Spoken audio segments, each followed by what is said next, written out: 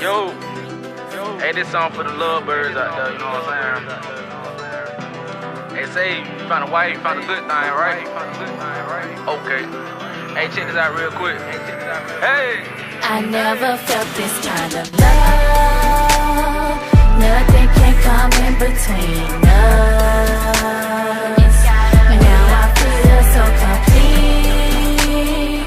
I'm so glad you love me. And I thank the Most High for bringing you in my life. All praises be to the Most High, AHAYAH. In the name of YASHAYA, the Most High God, in the name of also Jesus Christ, whom the world calls Jesus Christ, as we know his name is YASHAYA. We would like to say, brothers and sisters, hello and a hearty spiritual blessing, and thank you for being what I would call witnesses of a very, very prophetic time. My name is Elder Gocc from the Gathering of Christ Church, and we also have Brother Shapat. Say hello, Shapat. Hey, shalom, shalom, everybody. And you all have seen us together on the Hebrew Bible and Academy News, but I thought that he would like to come in today on this one. We have a very, very, brothers and sisters, a very, very interesting guest this evening who's waiting in the queue. As we all know, Ephesians, the 6th chapter and the 12th verse tells us we wrestle not with flesh and blood, but against principalities, against powers, against the rulers of the darkness of this world, against spiritual wickedness in high places. This guest was brought to my attention a couple of weeks ago by the name of this brother Zachary King, and someone sent us, our church, they gave us some info on Zachary and said, listen, you really need to get this guy on the show. He's bringing some serious understanding of what's going on in the earth concerning the occult, as far as whether or not it exists. Now, brothers and sisters, you know, Satan's greatest trick was to make the world believe he never existed. Well, what if someone, was to come and witness before you, who have actually experienced and dabbled many years in the occult? What if someone was to come like Mr. Zachary King and tell you his story from youth, and with this story let you know that there is satanic doorways, so to speak, within our realm, within our society, that those who are looking to oppose the Bible and oppose Christ would have access to. Suppose I was to tell you that as a child you can open up these doors, and only through the grace of Christ would you be saved, or would your soul be saved? What if I told you that there were groups, hundreds, thousands, operating within our society today as regular people that at night worshiping Satan? After 5 o'clock they drive home, and after a long day's work you may be sitting next to one in your cubicle. Nice guy, a nice woman, maybe some of the nicest people you've ever met. Are you friends with the Satanist? Well, guess what, brothers and sisters? Hey, you just might be and don't know it. Now, the reason we're bringing this forth is not to antagonize or to dispute or debate. Today is just an informative show. Where I grew up at, of course, that would be in North Philly, predominantly what you would call the ghetto or the rural, not rural, but the inner cities. You rarely hear, growing up in the Baptist church, of covens and groups of Satanists and things of that nature. As a matter of fact, some of us have grew up in a bubble and believe that these things only exist on TV or through Harry Potter or some make-believe like the Wizard of Oz or what have you. Are they prevalent within our society? That's the question. Well, We have a show for about an hour and a half, and we're going to give Mr. Zachary King the floor. And guess what? We'll even open it up for the last 15 minutes for a few questions. But without any further of ado, please, let's bring in Mr. Zachary King. And, of course, I have Shapat with me, and I also have Elder and Brother Gocc on the line. Okay, if you can, AHAYAH, can you please bring in our distinguished guest, Zachary King? How you doing, Mr. King? I'm well. Thank you very much for inviting me. You're welcome. I really thank you, and we appreciate you taking on this invite. Of course, you've heard the introduction. I would like to turn it over to you. If you would like to introduce yourself to our audience. And, of course, we have a few questions, but I would like you to just, of course, for everyone out there was no prep for this. We wanted to do it straight out of the Spirit. I didn't prep. I never spoke to Mr. Zachary King before. Mr. King, someone reached out to me and said that you must come on the show, and I reached our producers, and they invited you, okay? So you are a witness that you've never spoken with me before. All right. Now, Mr. King. Yes. One thing jumped out at me looking at some of your videos that was sent to me is that you had some introduction to the occult at an early age, at the age of 10 almost. If you can, please share with our audience. Our audience are predominantly those who believe in Christ, understand the truth concerning Christ, not mainstream religion, but more so non-denominational, dealing with the Bible literal, okay? The literal interpretation of the Bible is how we understand it. But this story, we like you to bring forth this story because most people believe that Satan don't exist and therefore are naive of his devices he's using against society, those that are in the dark or what you would call not enlightened. Can you please share your story with this audience this evening? Sure. You quoted one of my favorite all-time quotes at the beginning. The greatest trick the devil ever pulled was convincing the world he didn't exist. But there's so many references to the devil, the evil one, the liar, the accuser in the Bible. It's like, well, in my world, it's like, okay, so this is called a cafeteria Christian. You're going to choose, well, I like the dessert plate and I like the fruit, but I don't want the salad or the steak.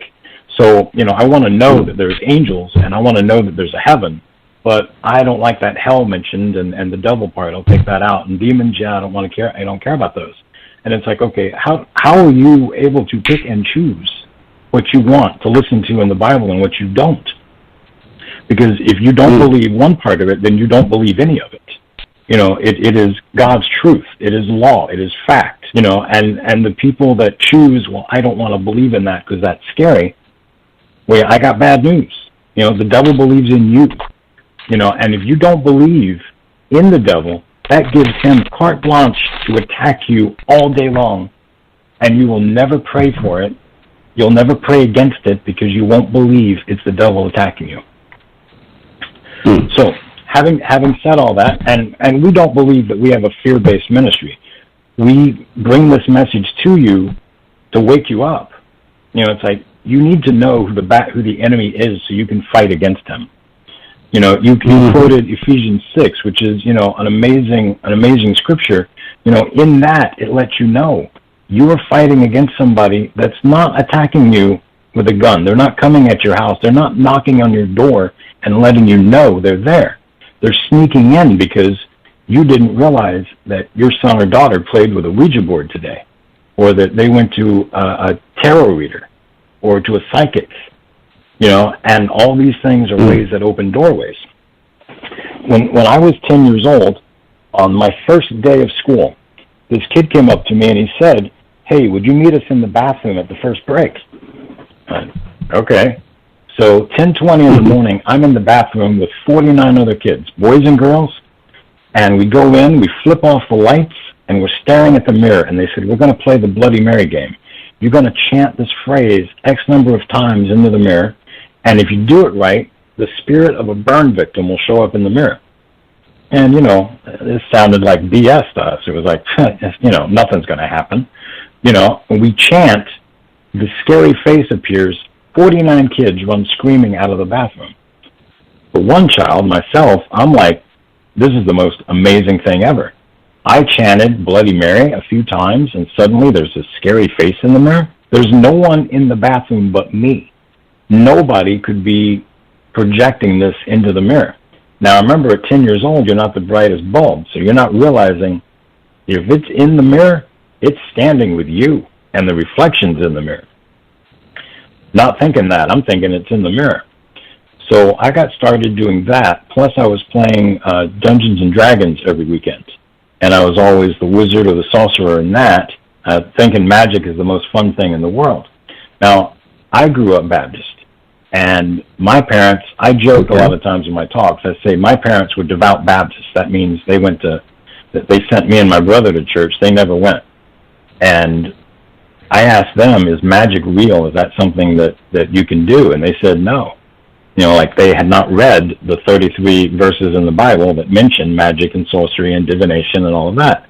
You know, and in the Bible, God tells you don't do these things. Why would God warn you not to do something if it was impossible to do?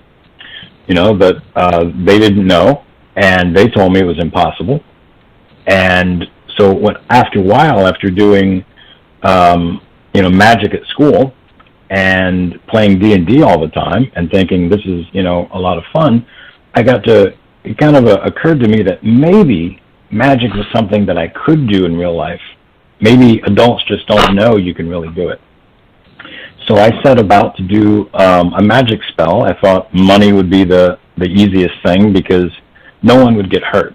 You know, like I don't want to prove magic works by hurting my PE coach, you know, or making my teacher not show up for school on test day, you know, but getting some cash would be fun.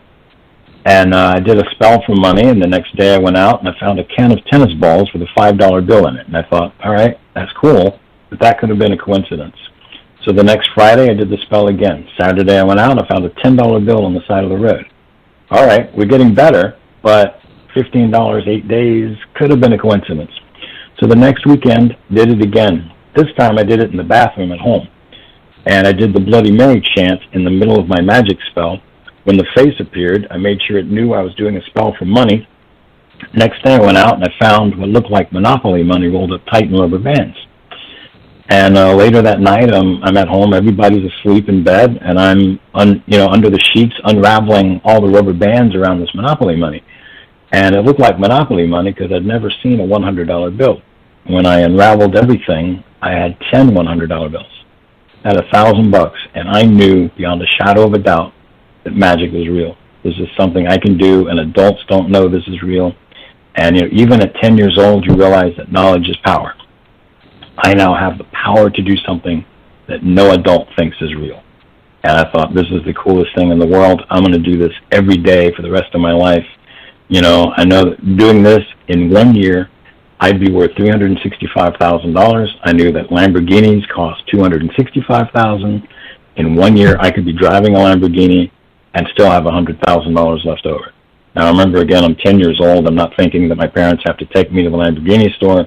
I have to explain how I got $365,000. Then I have to get it back to my house. Not thinking of any of that. I've got a 10-year-old's mentality. Okay. Okay, so where did it go from there? Well, when I was 12 years old, a friend came back that we hadn't seen in years. We used to play D&D together, and he stopped hanging out with us. Turned out that the 12-year-old kid was a satanic recruiter for a satanic coven. But, you know, we didn't realize that. He came back and he told us about this place where we could go and we could play D&D every weekend, but they thought magic was real also. And so I had to go check these guys out. It turned out that it was a satanic coven, but I didn't find that out right away. These guys got me involved in child pornography, in drugs, in drinking, in smoking, and they got me to want to be a member of the Satanic Coven. I mean, at some point... Hey, Zach, real quick. Don't lose your place. Where in the world were you growing up? Okay. Because I know we were shooting marbles between 10 and 12. Where's this? This is in a really small town in Florida, in South Florida. A little town. Okay, are you sworn to secrecy or something? You can't say where this town is, or? I generally don't tell anybody because I still have family there. Oh, but I can. Let's not assume this little town is probably a hub of Satanists. Probably. Let's not. We can also. There were, when I went there, when I lived there, there were 2 Satanic covens there. Both covens had anywhere from 100 to 150 members at any given time.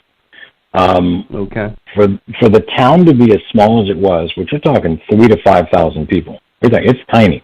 It's not that tiny now, but to have a coven of 150 members in a town that tiny, that's a gigantic coven. And we had 2. So it's pretty, Satanism there was pretty prolific.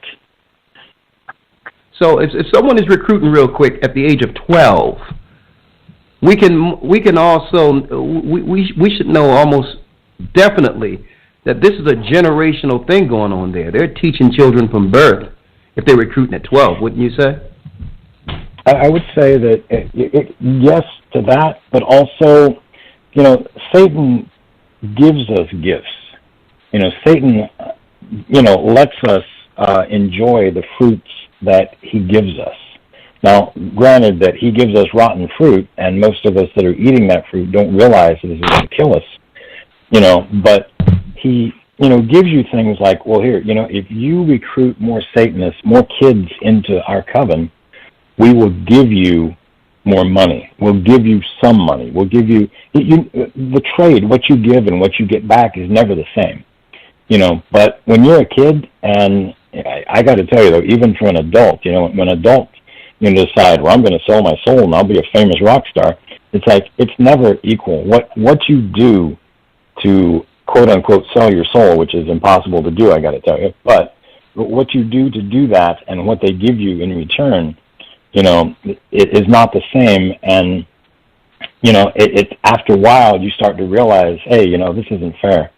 What I gave up is much more than what he gave me in return. But when you're 12 years old and you're thinking, well, I can have sex if I bring in more kids, I can get money, I can get stuff. If you come from a family that doesn't have much food and suddenly you're eating better than the rest of your family, or you're wearing $300 kicks that no one else in your family can afford, and you've got all this stuff that nobody else has, you're willing to do whatever it is because, you might even come from a family that you feel doesn't love you, doesn't care for you, but these other people, your satanic friends, do. So you're being duped by the devil. He's selling you a bag of lies and you're buying it. Okay, well, getting back to your story here, you said you were 12. Well, someone at the age of 12 was initiating people or recruiting, and on top of that there was, you mentioned something about child pornography. I got involved in this thing.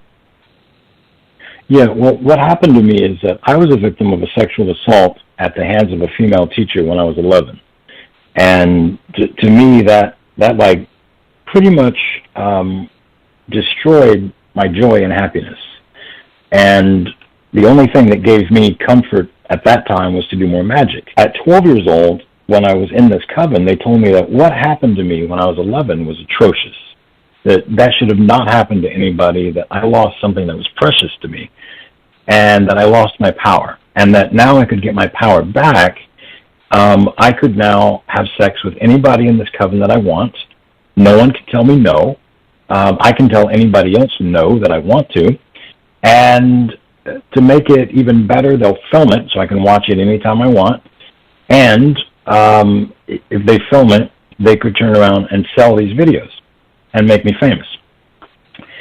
And so I believed that I'm doing this almost every weekend. I'm getting my power back. I'm having sex, and I'm having a great time, not realizing that I'm being re-victimized almost every weekend. So at the point where's your parents? Where were your parents during this time?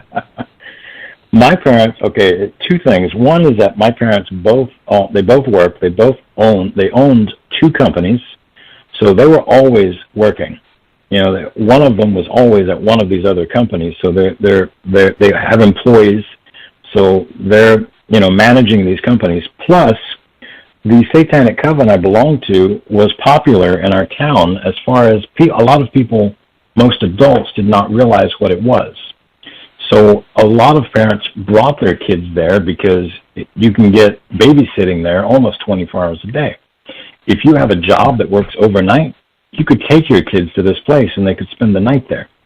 If you're not making enough money and you need food, a child could go there and walk away with an armload of groceries. They looked out for people. We had 12 deacons in our church when I was growing up. 11 of my deacons belonged to my Satanic church. And those same 11 deacons were Freemasons at the local, Freemason temple. Interesting. So my parents didn't think anything of me going to this place. Okay, so these were respected, authoritative individuals who were who deceptively found their way into a trusting environment like a church. These are Satanists within the church. Now let me ask you this real quick. I'm gonna let you go with your story. How prevalent you think this is, not just in Florida? How prevalent you think activity like this, where Satanists have actually infiltrated the churches? It is very, very prolific. There are Satanic covens that all they do, there's a coven called the Joy of Satan. And the Joy of Satan, if you go to their website, they talk about how that the church is an invention of man, and it's just created to steal money from people and make you docile and make you conform to what they want you to be, that, you should just embrace your freedom and go out and do pretty much whatever you want to do. There's no such thing as sin. But all they do as an organization is that they infiltrate and attack the Catholic Church. That's their job. And there's other, if you talk to a lot of churches, a lot of Protestant churches, they will tell you that they have seen Satanists come in the back, even dressed as Satanists or dressed as a white witch, and will sit there and start praying against the pastor or against the minister of music or against, the choir or whatever is happening, and you'll start seeing them mess up and make mistakes during, their talk or, the singing or whatever's happening.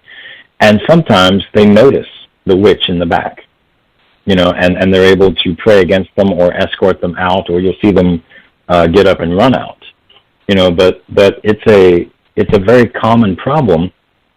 And because many people don't know what they're looking at, it would be like myself popping the hood on my car and looking in and somebody saying, "What's wrong with it?"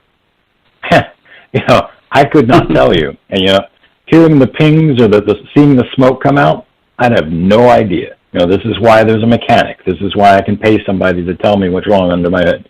But a lot of people would be like that. If they saw a Satanist walking down the street, even dressed as a Satanist, you may not know.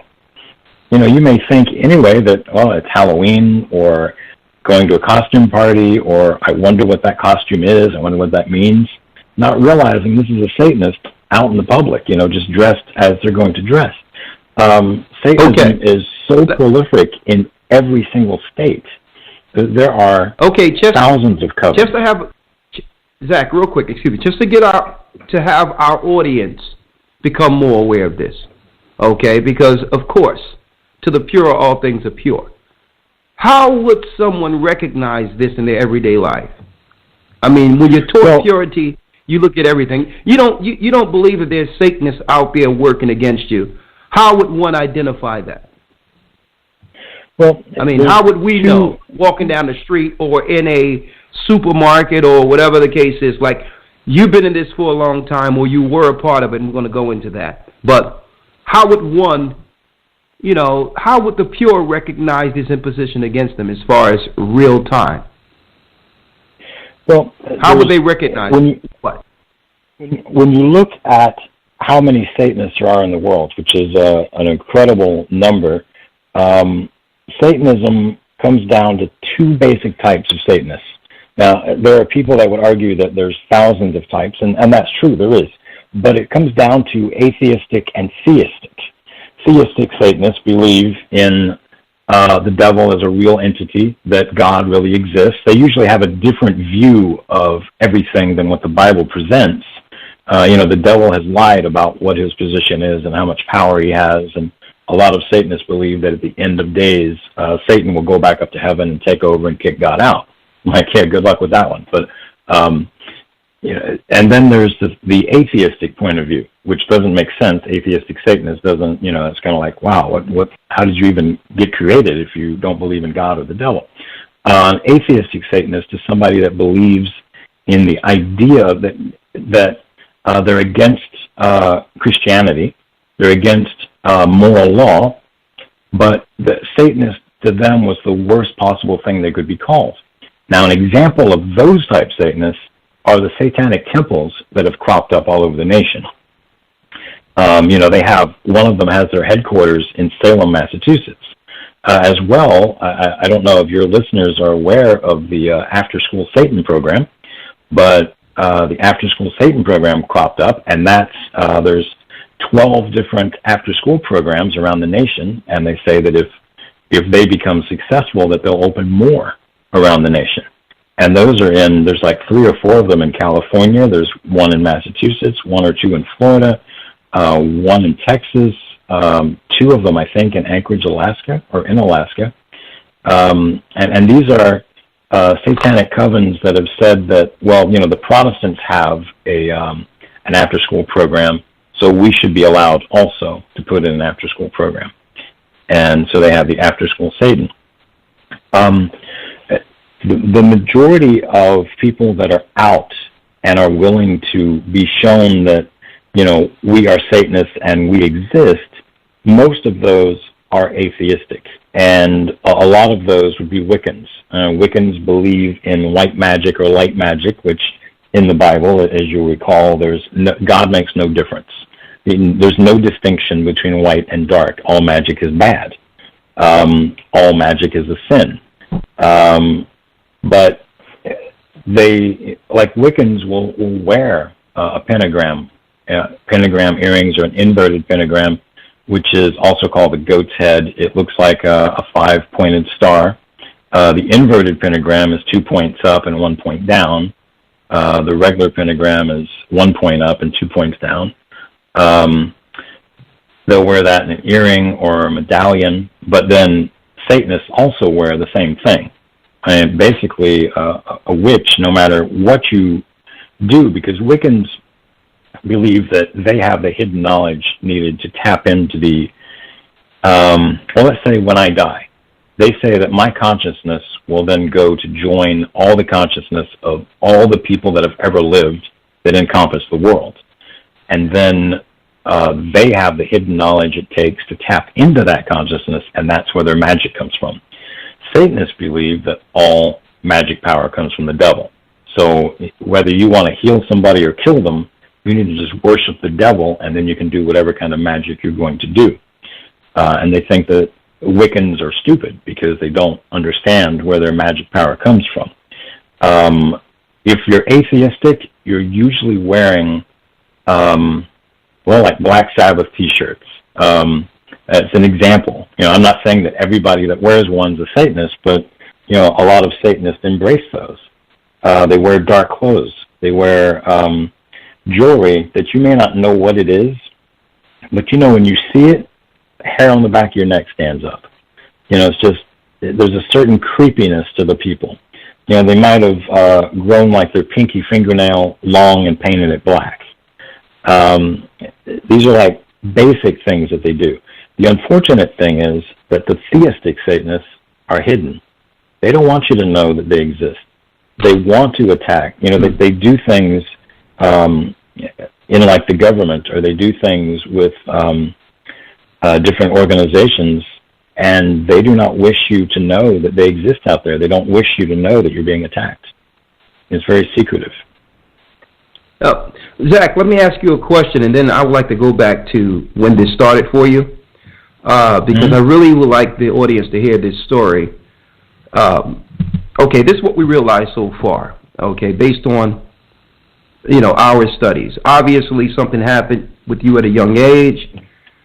Our studies tell us that we're not to dabble into certain things like that as far as the Bible is concerned. But, okay, you've seen something in the mirror, okay, as a child. And obviously it was a jinn or some type of spirit that could grant you whatever wish, or it was with you or following you or had some connection with you. A gateway or door was open. Right. The other day, right before Thanksgiving, I went to a supermarket, right, to get something, and I noticed someone up in the far corner at the left. He was dressed in all black with a cube on his head, praying over the people inside the supermarket. Are you have any insight on how wizards work? Have you ever heard about that before? Was this one of those working in plain sight, these wizards and sorcerers?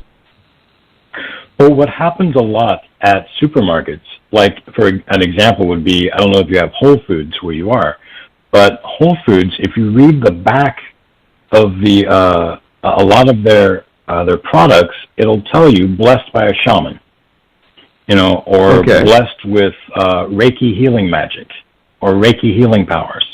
Now, Reiki is magic, and it's satanic, and shaman is a magical person as well. I mean, these are not positions created by God. And you know, if you're going to eat something at one of these places, I used to live in Burlington, Vermont, and there they have a city market, which is a co-op that's downtown, and they used to have people come in and pray over the produce. You know, it's somebody that would come in that's a shaman or does magic of some kind, and they would come in to bless the food. Now, you know, really, when that's happening, when it's not of God, that's a curse. That's not a blessing. You know, so it's like, I would hate to eat something that has been cursed by somebody satanic, and you don't know what the effect of that is going to be. You don't know how bad that can be for you.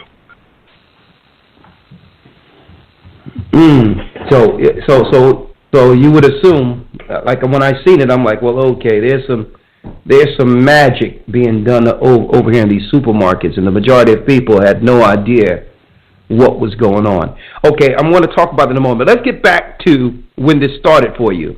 Okay, someone comes to you at the age of 12, all the way up to the time of how long were you on this what you would call it, being a Satanist? Well, I had, like I said, when I was 12 years old, another kid came to me in the coven and said, "Did you know this is a satanic coven?" And I was thinking, you know, I've seen all the movies, and all the movies are creepy. You know, you hear creepy music when you see the bad guy, and the bad guy looks like the bad guy, you know, and the good guy is clearly the good guy, and there was no like good and bad people in this group. They all seem nice. They all seem, you know, so I came to like one of the adults though that I trusted, and I said, "Hey, you know, you're going to laugh, but I heard this was a satanic coven." And he said, "It is." And I was like instantly scared, and I was like, "Am I a member?" He was like, "No, would you like to be?" Well, now this is my mindset at this time, because I know you're thinking, why would you possibly join a satanic coven? Well, I'm smoking cigarettes. I'm smoking cigarettes every day, and if I quit my coven, I'm 12 years old. Where am I going to buy a pack of cigarettes? I'm looking at pornography magazines every day. I'm 12 years old. Where am I going to buy porn? I am getting drunk almost every day. Again, I'm 12 years old. Where am I going to buy booze? I am having sex almost every weekend. If I don't belong to this coven, I'm not going to have sex every weekend. With who? Well, who What are am I you gonna doing do? this with? No, Everybody that's in the... Zach, you're saying you're having sex every week at the age of 12. With who, adults? Yes, adults and kids. I was in pornography, so I could have sex with anyone I wanted to. And plus, I was being filmed for a lot of my sex acts, so I'm being filmed with other children. I'm 12 years old. I'm having sex with a lot of kids that are also 12 years old. Okay, this is illegal. Why? No one was arrested. I mean, what's going on here? One of the places that I had sex, this was a really large building, and there was cameras pretty much in every room. There was a lot of scenes being filmed all weekend long, and one of the rooms, a person died, and somebody that, as far as I knew, it was a cop. He was dressed like a cop. He was in a uniform. He had his gun belt on. He had the gun. He had a badge. He picked up the person that was dead, threw him over his shoulder, and said, "I'll take care of it," and walked out of the building. So, to me, I mean, it could have been somebody in a costume. At 12 years old, it looks like a real cop to me. You know, So and obviously, go ahead. I just assumed it was a real cop, and I also assumed that, you know, if I told anybody that I would be shot or kidnapped and killed or something negative would happen to me, because obviously if the cops are there and they know, you know, who can I tell? My parents don't even know what I'm doing. They think that, oh, he's off with a church group for the weekend. Okay, how long ago was this? I'm 50 talking about years what, old. 30 years ago? Okay, so yeah, this is 1978. 1978. So we could almost be certain that a lot of this is going on today at a what I would say at a higher rate. And more people have been initiated into this. More children are being initiated into this. Go ahead. In Toronto, they just discovered a pedophile ring, pedophiles and child pornography ring. They arrested 365 adults and rescued 400 children. Now, you know, when things like that happen, that's usually the tip of the iceberg that they discovered. So how many kids are really being used in kiddie porn? How many adults are there really that are sick perverts out there doing this kind of stuff? If you heard about 775 people or 765 people involved, how many people are really involved that we don't know about? Oh man, so I mean, I'll tell you this, Zach, real quick here. And see, it's to a point where let's fast track this, okay? Man, the children are going through it. I mean, I can imagine when you look at what's going on with the children being killed, Satanists are in every high position, like it says in Ephesians. Let me ask you this. A lot of people have heard about this online or what have you, and I know it exists because, you know, I've done history, biblical history and otherwise, on the sacrifice to Moloch, Baal, and what have you, which was a satanic covenant or the satanic religion of the ancients. When it comes to what people call human sacrifice, right? Did you ever hear? Now, I've seen something on Oprah Winfrey where this Jewish woman came out and said, "Well, listen, it seems like during the day we were a regular, old, normal Jewish family, but at night, hey, we did satanic things." And the woman admitted she even had to sacrifice a baby, her first baby, and she was recalling that, and through that, she almost had to separate herself into a separate personality to cope with her murder. So I'm going to ask you. You understand, without you compromising yourself here, because I'm going to ask you, how long were you a part of this, and have you ever seen anything remotely close to human sacrifice? I was involved in Satanism and organized Satanism for a total of 26 years. In my 26 years, I am guilty of 146 assisted abortions. Okay. You said yourself, you are responsible for how many abortions? 146. Okay. That means that you were... I was there. I was the main magic practitioner. As that person, you have to get blood on your hands. It doesn't mean that you are actively killing the baby. There is an abortion doctor there. There's an abortion nurse. There's full-on medical equipment. So it's an actual medical procedure. But I personally believe that the secretary at the front desk of a Planned Parenthood is just as guilty of killing that baby as the doctor that's back there doing it. Everybody that works there shares in that responsibility.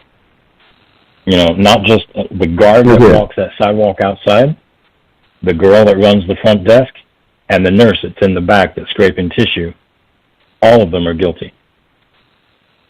So are you saying that abortion is actually, it's rooted in a satanic sacrificial ritual? Is that what you're saying? Very much.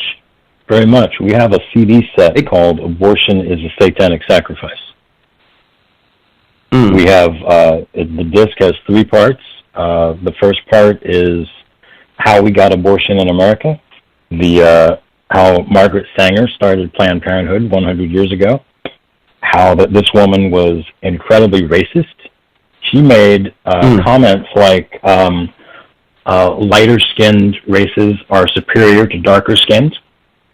She was a regular at Ku Klux Klan rallies to speak in favor of abortion and euthanasia and sterilization. She won an award. She got a medal from Adolf Hitler for her work in the eugenics movement. Other famous quotes of hers is, we want to create a race of thoroughbreds. It's just incredible that she founded Planned Parenthood, and Planned Parenthood gives out a Margaret Sanger Award every year, and that most Planned Parenthoods are in very poor neighborhoods.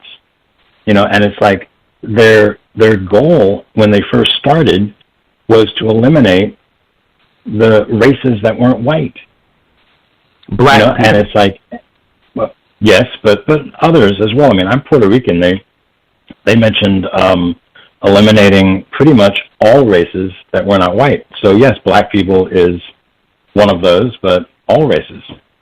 Okay, and you said you're Puerto Rican. Your father's Puerto Rican? My mother's Puerto Rican. Interesting. Okay. So, Margaret Sanger, a Satanist, right?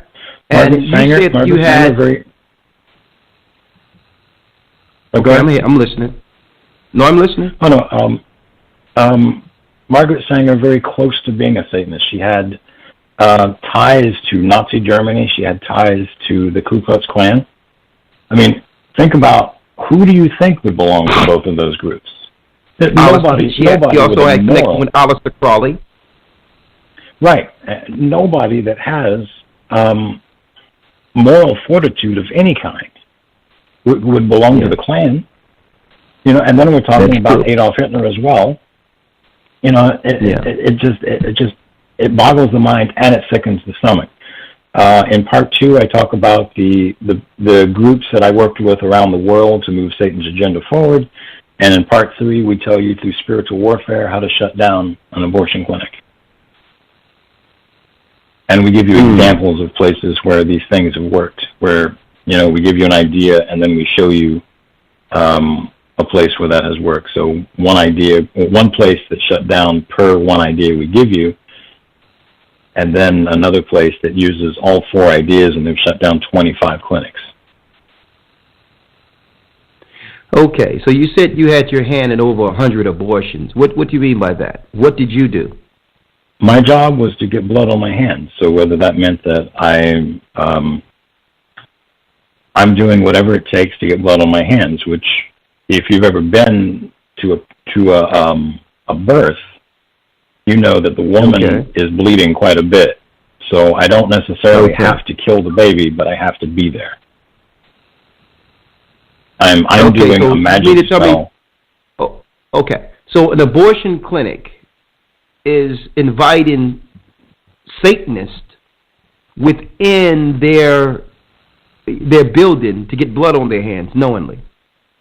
Right. Now some of the people, like 20 of my abortions took place in abortion clinics. My other 126 took place at private homes, private offices. I did one in a pediatrics office, private, like a doctor's office, things like that. The majority of them happened in private homes, but homes that are set up that are very sterile, that have an actual doctor and nurse, a full medical staff. I mean, it wasn't as safe as an abortion clinic, an abortion procedure could be. It was safe. You know, for you're murdering a baby inside your body. You know, as safe as that can be, it was safe. Okay, so that's institutionalized covert sacrifice. Okay, let me ask you this. Outside of that, what about regular human sacrifice outside of Planned Parenthood or abortion clinics or private abortions? It still happens. It happens more outside of the United States than it does in the United States. But are you familiar? Are you familiar with Pizzagate? Well, since you mentioned it, the whole world is really aware of it now, and it seems as if the mainstream is trying to spin it, or they're trying to turn it into something. And with this so-called shooter that was supposed to came and all that, and trying to turn it into more what you would call internet censorship now. But Pizzagate, yes, I'm familiar with it. If you would like to expound and talk to our audience, in case some of our audience haven't heard of it, give us some insight. What's going on with Pizzagate? We know that Hillary, who actually, she did some respectful honor and gave some kudos to Margaret Sanger, the Satanist you've mentioned, and the abortionist and the killer, the eugenicist you've mentioned earlier. Also with the, she's well ahead of the, I'm speaking of Margaret Sanger, she was a lead proponent of the lesbian movement and what have you. But, all right, so tell me what's going on with that, Pizzagate, come on. Well, going back to good old Hillary, she won a 2009 Margaret Sanger Award. So, you don't get that by doing one abortion. You've moved the abortion movement forward by leaps and bounds. Pizzagate is basically, there's code words that describe child abuse, different types of sex acts, and different, like if you want a boy, then it's a certain type of food that's mentioned. If you want a girl, then usually it's pizza. And these were emails and email and Twitter feeds that have gone back and forth with hundreds of people being involved and describing what kind of sex acts you can get performed, who's going to be there, and they would show pictures of like underground places, like underneath some restaurants in Washington, D.C.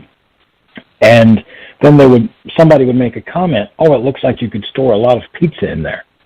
It's like, why would you have pizza in an underground building?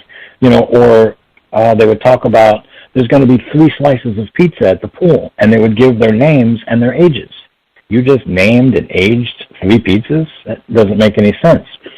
So somebody broke the code in publicly that they were talking about children and child pornography, and there's multiple references to both of the Podesta brothers and of what they're doing, and pictures circulating the internet.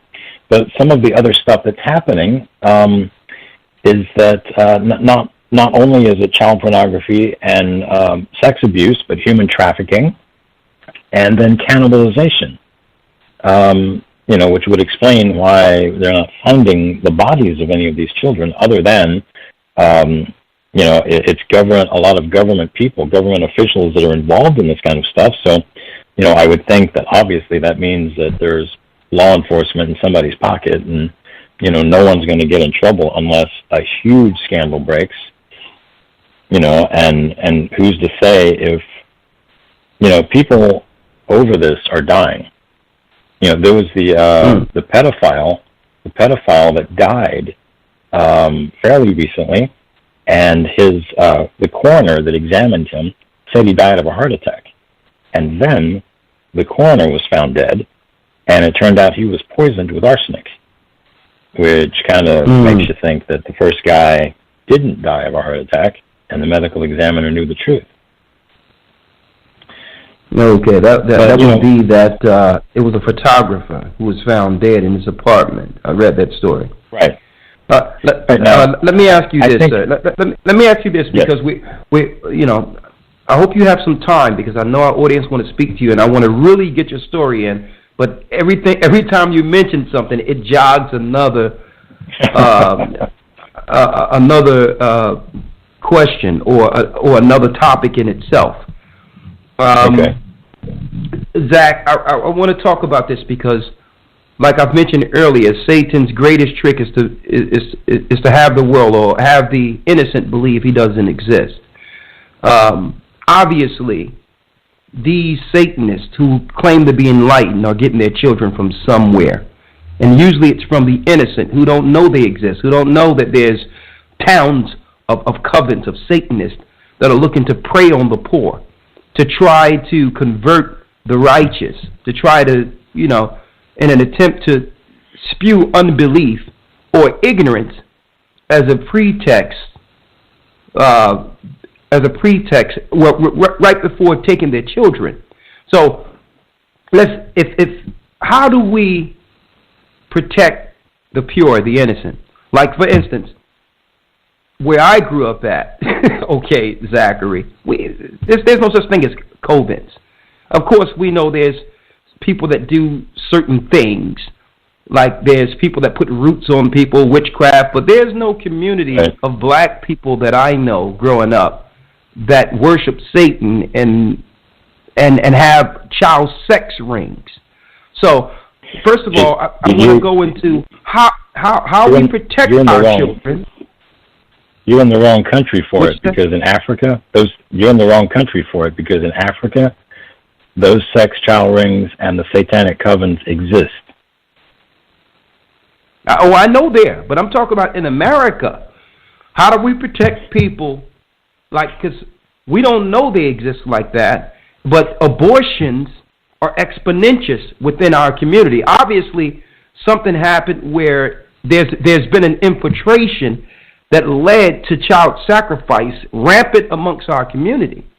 You understand? So obviously the imposition is operating unbeknownst to us. I don't mean to make it a black or white thing, but I'm saying, but if we knew this existed, we would take a different approach, don't you think? A different approach would be taken if we understood this.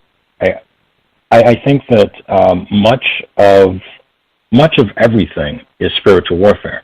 I think if we knew the proper way to fight, that we would. I know that with abortion, for example, every year we write laws and send 600,000 people to march in Washington in January for the March for Life. And every year, abortion's still legal. That's why we tell people it is spiritual warfare. You have to fight a spiritual battle spiritually. You cannot fight physically and expect you're going to win. So that's why I said, we give the 4 ways we give to shut down abortion clinics are all spiritual warfare. I think it was the Black Chicago Defender. It was a newspaper that came out back in the probably the 20s or 30s, and a lot of them, Margaret Sanger she wrote a lot of articles for these type things. And in it described that abortion It was talking about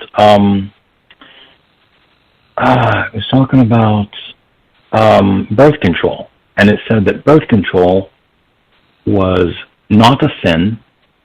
Birth control was not an abortion. Abortion stops life after it begins, and that birth control just helps manage the size of the family, and that it appealed to people that were lower on the socioeconomic ladder because they're having one child after another, and every time they have another child, they get poorer and poorer. So they would go to the doctor for their birth control. What they didn't realize is that their birth control was an abortion. So they're murdering, their child if they can. And this appealed, and it wasn't just black people that they were appealing to. It wasn't just black people that found it appealing, but they targeted black people. Mm-hmm. Yeah. And I'm not saying that it's a black problem altogether. What I was mentioning is that some of what I'm hearing of as far as the environment you grew up in would be a fairy tale where I grew up. Okay, and a lot of things happen where I grew up, and I'm talking about bad things, but at least you know what the bad things are. You know about the crack. You know about the drug dealer. You know about those that are not that you have to stay away from. I mean, the imposition against us is prevalent right before our eyes. We know what to avoid. You understand? So, yeah, give me that all day long. Compared to, you understand?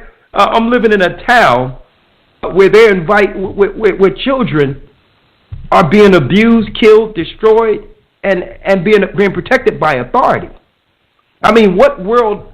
And listen, I'm speaking rhetorical right now. It's really, I'm not being facetious, but I'm speaking in a rhetorical fashion. We all know that we wrestle not with flesh and blood. We all know that there are covenants, but also those covenants are being protected by a satanic authoritative government.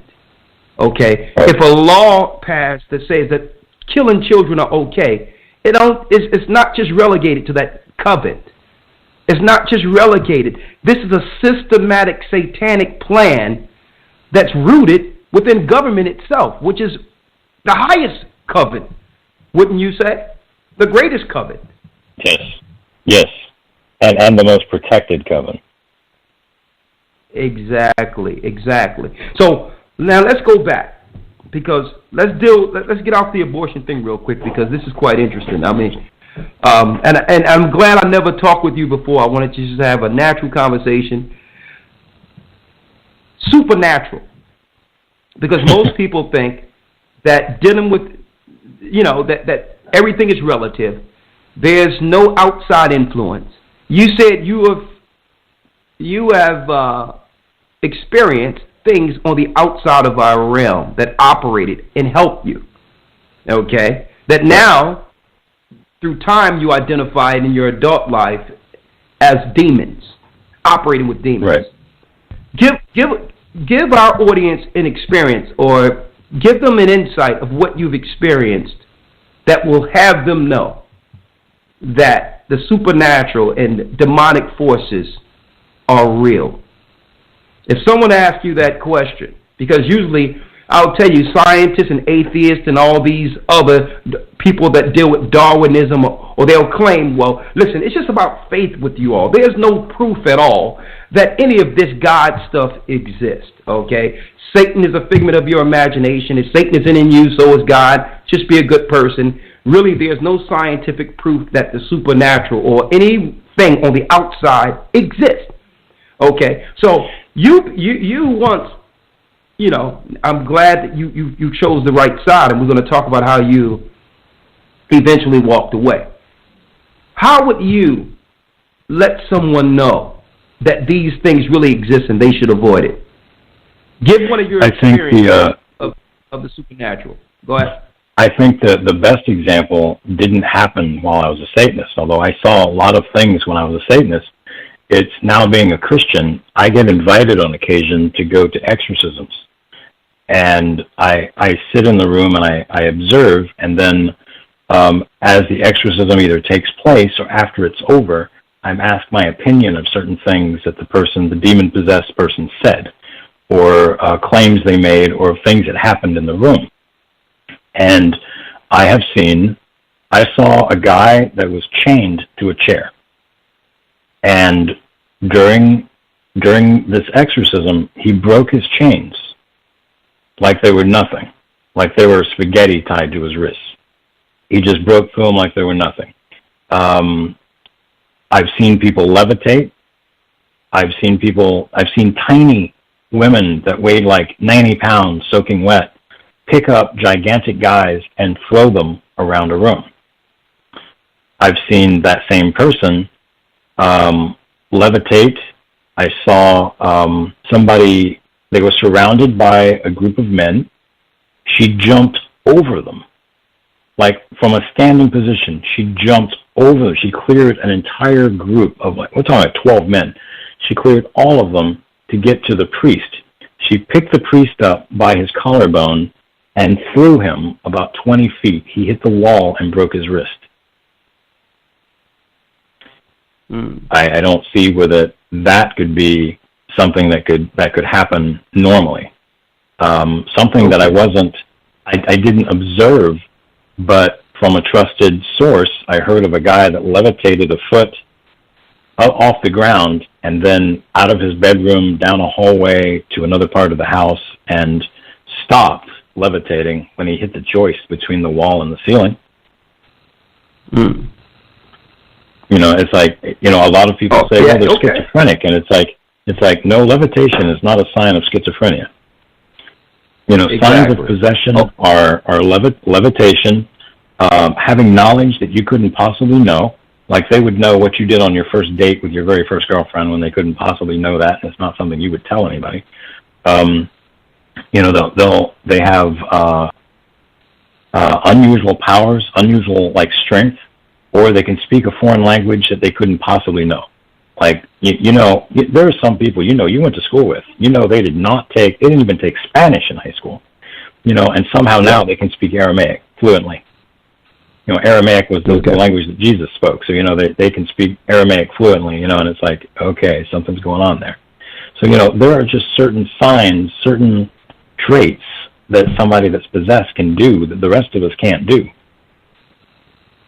Okay.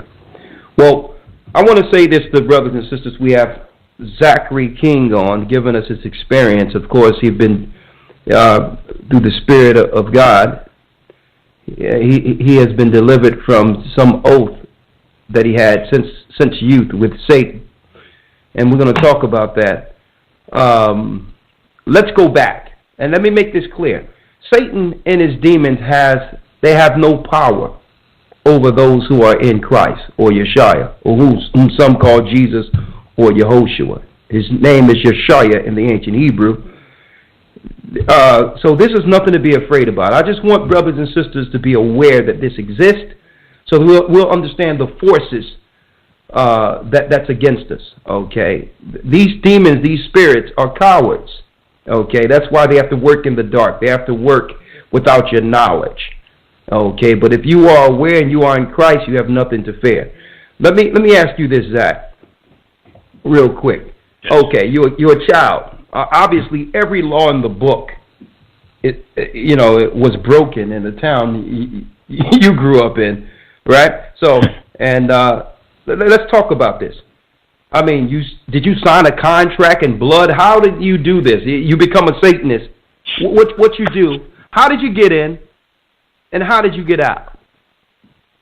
Well, when I turned 13 years old, and I was given the option to join Satanism, be an official Satanist if I wanted to.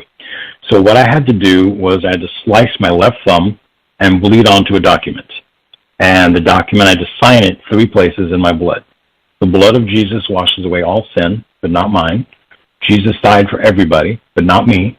And on the final page of a 5-page document, I agreed to sell my soul to the devil. The next day, the entire coven has met for this, so there's like about 150 people in a room, and there's a big vat of human blood, pig's blood, and human urine, and I'm in a white robe. They do a baptism, So full submersion in that signifies that you're losing your innocence and being in the white robe. I go into another room and I take a shower. I come out in a black robe with the cowl raised, signifying I've been baptized into a world of evil. I sit in a chair and I'm given a wheel, a metal wheel with a crucifix in it. I spin the crucifix upside down, and it signifies human sacrifice. They read off the document I signed the night before. I show everybody my thumb so they see that I did slice my own thumb. It's my blood. And then I break the arms downward on the crucifix, and it signifies that you're denouncing Christ. And then we have a party celebrating that I'm a Satanist. Although the reality of that is I'm celebrating one day I'm going to die and go to hell. I was in this coven till I was 18. I graduated from high school, and I eventually found the second coven that I wanted to be in. It's Worldwide Ties, and my second coven now I joined in 1984, but in 1989, it had 1.1 million members worldwide, so a much bigger coven. And I became the position, 1.1 million members. Okay, go on. I became, the position I attained was called a High Wizard. The High Wizard is, my second coven was run by a CEO and a board of directors. The High Wizard, you're not the only one. There's multiple High Wizards, and they do the official magic for the coven. So if somebody comes in and says, I want a magic spell and I'm willing to pay $1 million to get it, then it's the High Wizard that comes in and does their magic spell for them. You know, my first coven was run by high priests and priestesses. In my second coven, those positions hold no power because you could self-appoint yourself as the high priest. You know, if you started a coven of your own and no one would join it and you were the only member, that makes you the high priest. So, and you started that yourself, you know, so you have no authority in my second coven. That we had probably thousands of high priests and priestesses, but, you know, they would join, tell who they were, and, you know, people would be like, okay, whatever, you know, but it doesn't mean anything. It'd be almost like getting your college degree in a foreign country where we can't actually get results and find out that you really went to this university because there's no proof that the university exists or that you got a degree there. So, you know, or having a job someplace where they can't call and verify that you had a job there. So I became the High Wizard. I came out of that when I was about 33 years old. I had it from the time I was 21 until I was 33. I realized at some point that the only way to escape Satanism was to die. You know, you could commit suicide, you could be murdered, or you could die of natural causes, but all three of those end with me being dead and ending up in hell. And I didn't want any of these options. I ended up escaping. I moved to Burlington, Vermont. When I escaped, I ended up in Oklahoma. I didn't know anybody in Oklahoma. I didn't want to join an official coven, but I was addicted to magic, so I still did that. But in Oklahoma, you have to be very secretive because it's the belt buckle of the Bible Belt. So, you know, they're very Christian, and you don't want to alert any suspicion. Then when I moved to Vermont, they're very pagan. They are the least religious state in the nation, and by religious, they mean Christian, because there's lots of pagan religions there. They're very acceptable. You can be a druid if you want to, and you can be a druid out in the open. You know, you can wear your ceremonial robes out in public, and no one judges you for it. So, you know, I was able to practice magic out in the open, and I did that until January of 2008.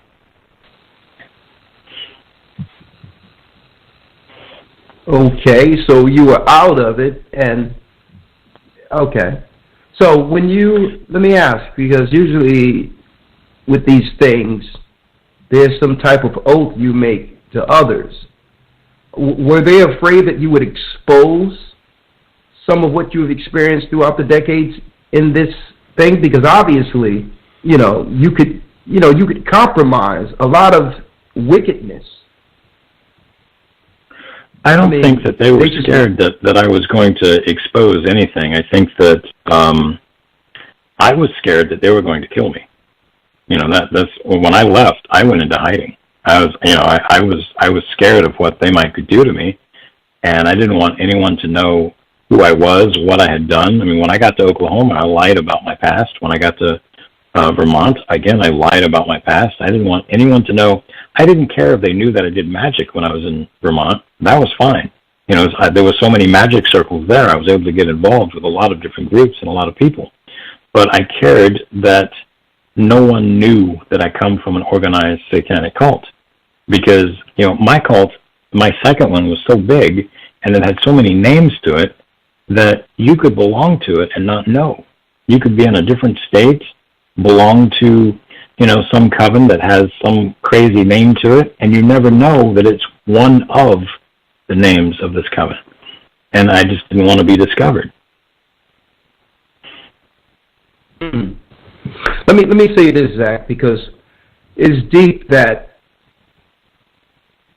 at a certain age, you have to sign over, and with this oath or with this agreement, which we know means nothing if you are in Christ.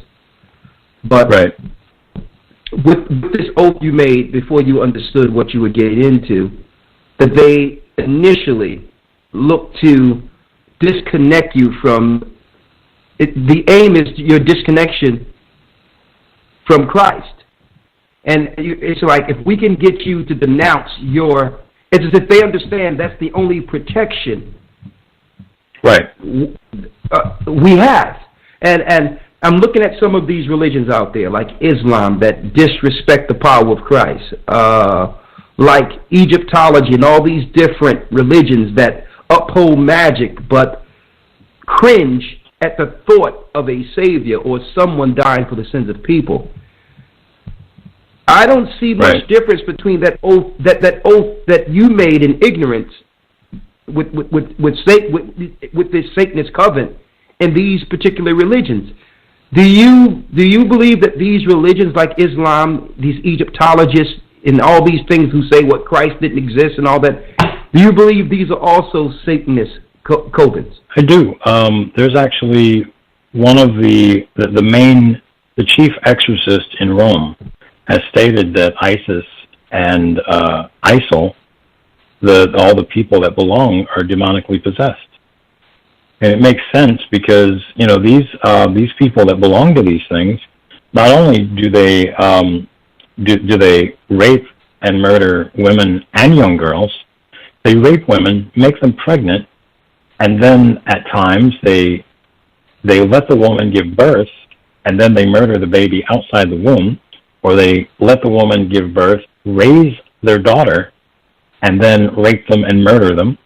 One of the common stories is that they take a woman that's pregnant, like really pregnant, and tie her to a tree, cut her belly open, and let wild animals devour her. Who else but a Satanist would do something like that? It almost goes back to who but a Satanist would belong to the Ku Klux Klan and be a Nazi?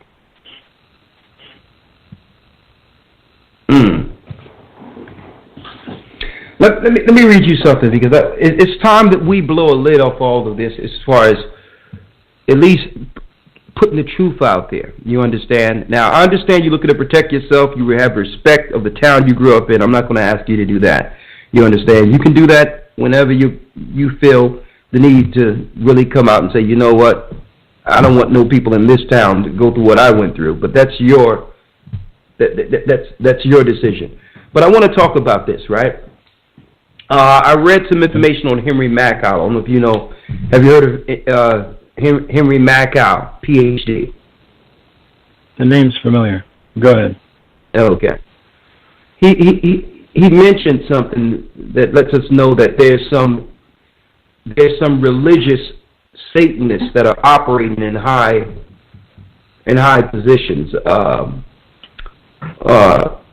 I'm just going to read something. You can tell me what you think. He says,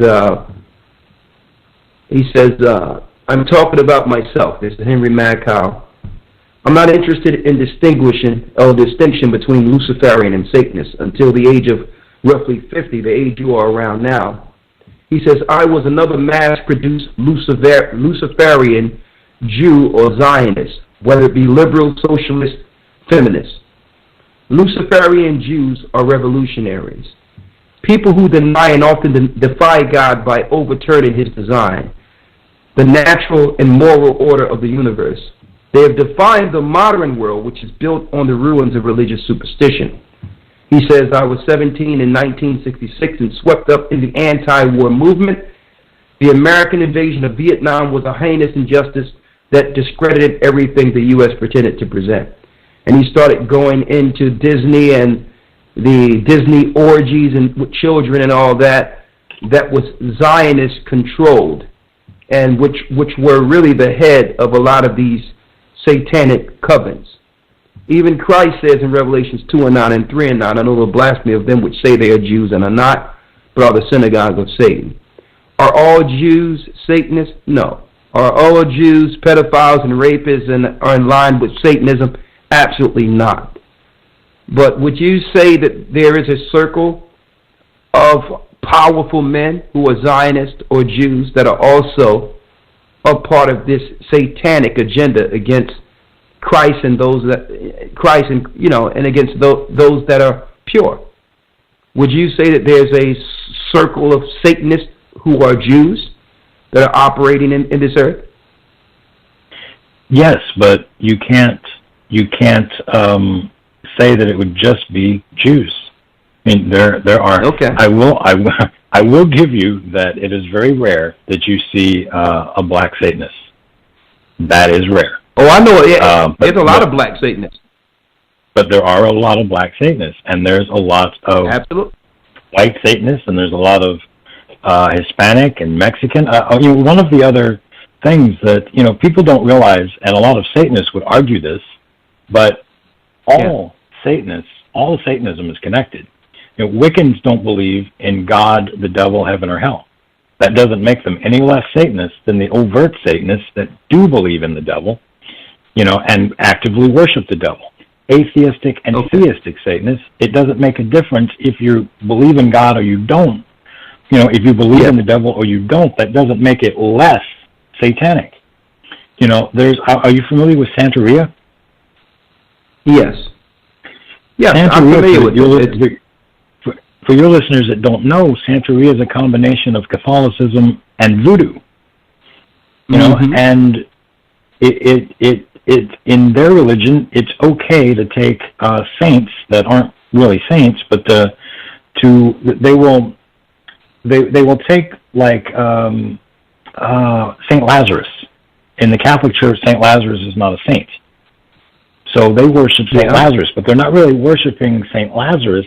They're worshiping a demon, and they're giving him Saint Lazarus' name so that they can worship the demon in public, and no one judges them on it, because you think, oh, they're praying to Saint Lazarus. Catholics do this; they pray to saints. So obviously they're praying to Saint Lazarus. And if you're not Catholic, and sometimes if you are Catholic, you don't know who all the saints are. So Saint Lazarus, okay, sure. He was a member in the Bible. We remember. Everybody remembers Lazarus. Lazarus ended up in heaven for being a good man, when the rich man ended up in hell. And, everybody thinks, oh, they're Catholics, it's okay. And it's like, well, they're not Catholics. They're practicing voodoo, and they're doing this out in the public. Now, I live in a small town now. And it's bigger than the town I grew up in, but it's fairly small. We probably have, I'm going to guess, between 10 and 20,000 people here. And in our small town, which probably has a lot less than 20,000 people, we have 4 Santeria shops. And we only have 4 churches in the entire town. And we have 4 different denominations. We have 4 different denominations, 4 churches. We got 4 Santeria shops. And for there to be enough money to support one Santeria shop, that's a lot of people. But to support 4, that's crazy. We don't even have 4 grocery stores. Okay. Well, of course, we all know, Mr. King, that Satanism is prevalent throughout all society, and that every society, regardless of culture, race, and there's only one path back to the Most High God, and that's through His Son, Christ, YASHAYA, the Savior. But all in all, what we can't ignore, and I would like you to give some expound on this, is the government-instituted sacrifices, like the Pentagon is in the shape of the five-pointed star, like you've mentioned earlier, the sacrifice that's done under that particular star. Also, when we look at the past, speaking of the Rothschilds, the Rockefellers, you would know about the Rockefeller Foundation that funds the eugenicist program that we speak of concerning Margaret Sanger. So Margaret Sanger, we all ascribe the eugenics movement and the ideology to her. Her ideologies would be nothing without being funded. So we have to understand that there's a people, that are operating. Now, not all of them, but we all know the Rothschilds and Rockefellers are Zionists, and they have the power and the finances that can influence their witchcraft on a way higher level than those operating with Santa Maria or in a town of a coven. They control the Federal Reserve, the finances. They control, you understand, they control the airwaves, the media. They control religion to some degree. So I believe that we have to expose, and I know you would agree, Satanism on every level. Before the end. That man of sin must be revealed on every level. Can you expound on some of that? I agree that it all needs to be exposed. One of the problems that stems from exposing, though, and this comes down to most people in this country believe that when you start opening these doors, that you're a conspiracy theorist. And there's such a negative connotation that goes with that. Much of the conspiracy theories are indeed conspiracy facts. There's such, like I said, there's such a negative connotation that goes with it. When you're describing the Rothschilds and the Rockefellers, to me, you're not really talking about the Zionists, you're talking about the Illuminati. And the Illuminati is one and the same with my research. I worked for the Illuminati for 12 years. I was in direct contact with certain members that I saw on a regular basis. Now, I was in contact with two guys named Mr. Black and Mr. White on a regular basis. The weird thing about Mr. Black and Mr. White is that every time I saw them, Mr. Black could be anybody. It's like this guy would show up and, he'd introduce himself. I'm Mr. Black. And it's like, how many brothers do you have? Because I've met, 27 guys named Mr. Black. And they don't answer any questions. They're there to hire you to do stuff. And, like one of their jobs is helping people, quote unquote, sell their souls to become famous. Rock stars out in California, or actors, things like that. And, that's, they would work with, there's a satanic cult out there named the Cult. And the cult uses the Illuminati, or the Illuminati uses the cult, whichever way that goes. They hire high wizards. The high wizard comes in and determines who wants to sell their soul, who wants to be famous. And I never worked with, as far as I know, there's stereotypical traits to different groups. Different ethnic groups have stereotypes, and many times the stereotype is true. So we get every one of us. I think myself, I'm Puerto Rican. One of our stereotypes is that we always bring knives to a gunfight. But that's a common thing. We do bring knives to a gunfight. Who knows why that is? Maybe because knives are cheaper and easier to get. I don't know. But, these stereotypes can be to be associated with any race, any group. So as far as the Jewish stereotypes go, I never worked with anybody that to me hit a stereotype of being Jewish. They look a certain way. I've never run into somebody that looked like a Jew was supposed to look, or had a last name that sounded Jewish. However, I did work with people of every races, every ethnicity in the Illuminati, not Jews. I actually as far as I know, as far as I'm aware of, now they could have, and a lot of times Zionists are not really Jews. They claim to be a Jew, but they're not. I never worked with somebody that I knew was Jewish. That was one of the things that I told somebody in an interview years ago, that as far as I know, I had never met a Jewish Satanist. I'm sure it exists, but not in the circles that I worked in. Okay, all right. Well, real quick, we're about to go to commercial. We're going to come right back with questions. But before this, we have Mr. Zachary King giving us his experience, his personal experience, and his, he's revealing this to the world. He's letting everyone know that he was once initiated into a Satanist childhood and spent many years operating in a coven and actually had blood on his hands with child sacrifice, but renounced that, repented, and is now, using his testimony to bring people not only to the knowledge of the truth concerning Christ, according to his walk. He's also, what he's doing is warning people against such activity, that Satanism really exists and that it's not a figment of our imagination. It's real and prevalent amongst our society, and it's our job and it's our position in Christ to reveal the spirit of darkness that is operating amongst the righteous, the pure, the innocent. Let me talk to you about something real quick before we go to commercial. If you don't mind, you can stay in at least 15 minutes more. You can explain a few more things and answer a few questions. The lines are blinking off the hook. All right, right now. Okay. So I know our audience would like to speak with you. Also, you can also, when we come back, make sure you go into where people can find you, what information you have, whatever you like to talk about as far as going forward. Our brothers and sisters will be more than happy to hear where your site is and other details others may have out there. Maybe someone want to come, have you come on their show, whatever the case is. So you would give us some info on how to, contact you. Now, okay. This is what I've experienced personally. We have a church, the Gathering of Christ Church, and many people have reached out to us, Zachary King. If you don't mind me calling you Zach for short. No, whatever. Okay. Many people have reached out to us. Okay, and of course, I'm at liberty to speak about certain things that were spoken to me in private. One of the members of the group, I don't know if you heard about it. There was a black R&B group called Drew Hill. Okay.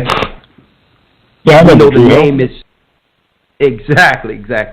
Now, one of the members in 2009 reached out to me and had a conversation. I was in the music business a long time, right? And I was in the business for a while, but I was talking with him, and this is after Christ had revealed the truth to us. We began to do our ministry throughout the earth. And one-on-one, he said, well, listen, it would probably scare the, quote-unquote, as he put it, the bejesus out of you if you really understood how records are really sold. It has really less to do with talent, because talent is everywhere. He says there was a floor in the building in New York where some of the greatest wizards reside. He says, and there was this floor that no one can go into. And he says, one time I went there, I was in the building on this floor. There was a black door in this regular music business building, and he says he would see this guy going back and forth out of into this place, praying over their records or their masters.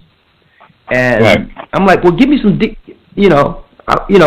I heard about this before with Aleister Crowley and what have you, and how the music business is tied to, rooted in Satanism, and certain vibrations are going out, casting a spell on the world. Of course, I knew about some of that. And a lot of us come out of the church and we sell our souls to some degree, sign into some of these companies. There's a whole nother radio show we need to have. But all in all, he said this. He says the guy that went down there to pray over the records was a Jewish rabbi. He was dressed like a Jewish rabbi, the all black and all that. And he would go in and pray over the masters. Now, this wasn't Aleister Crowley. This was a regular old rabbi that you would see in your normal synagogue. Now, I don't want to point to just Jewish people, because I don't believe that just they're Jewish people that just. But you have to realize that that's an element within society that's being ignored. That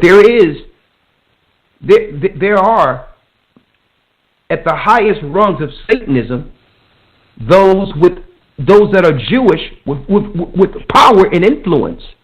You understand? And that this activity and that. Okay, I'm just saying that because it seems as if we were moving around. I want people to know where it is every place. In our ghettos, whether it be amongst the Puerto Ricans, whether it be amongst Jewish people, whether it be at a covenant that's operating in Florida. We need to let our people know that this thing is operating at every level and throughout every society without ignoring anyone that's a part of this Satanist agenda. And we need to expose this behavior, right? So I just want to put that out there. All right, we're not here to attack Jewish people or nothing like that. We're here to reveal the truth. And if there's Jewish people that are against Christ, of course they would be against us. If they don't believe in Christ, those that are against Christ are no different than those that have joined that covenant and are against Christ. Right? I wanted to put that out there. All right? So, I'm going to give you the last word on where we could reach you. Give us the whole thing. What else you want to say? Anything else you would want to say, even in response to what I've just said, if you would like. And then we're going to open up the lines. Zachary King will be here to answer questions for the next 15 minutes. All right. The floor is yours, Mr. King. All right. If you're interested in coming to look at my website or to order, we have a lot of materials, CDs and DVDs, informational stuff, some T-shirts. You can come to allsaintsministry.org, allsaintsministry.org. If you want to ask me a question, you can email me at mysticforgod@yahoo.com, mysticforgod@yahoo.com, and that's FOR, not the number 4. And my phone number, and it's a ministry phone number, but this dials directly to my phone.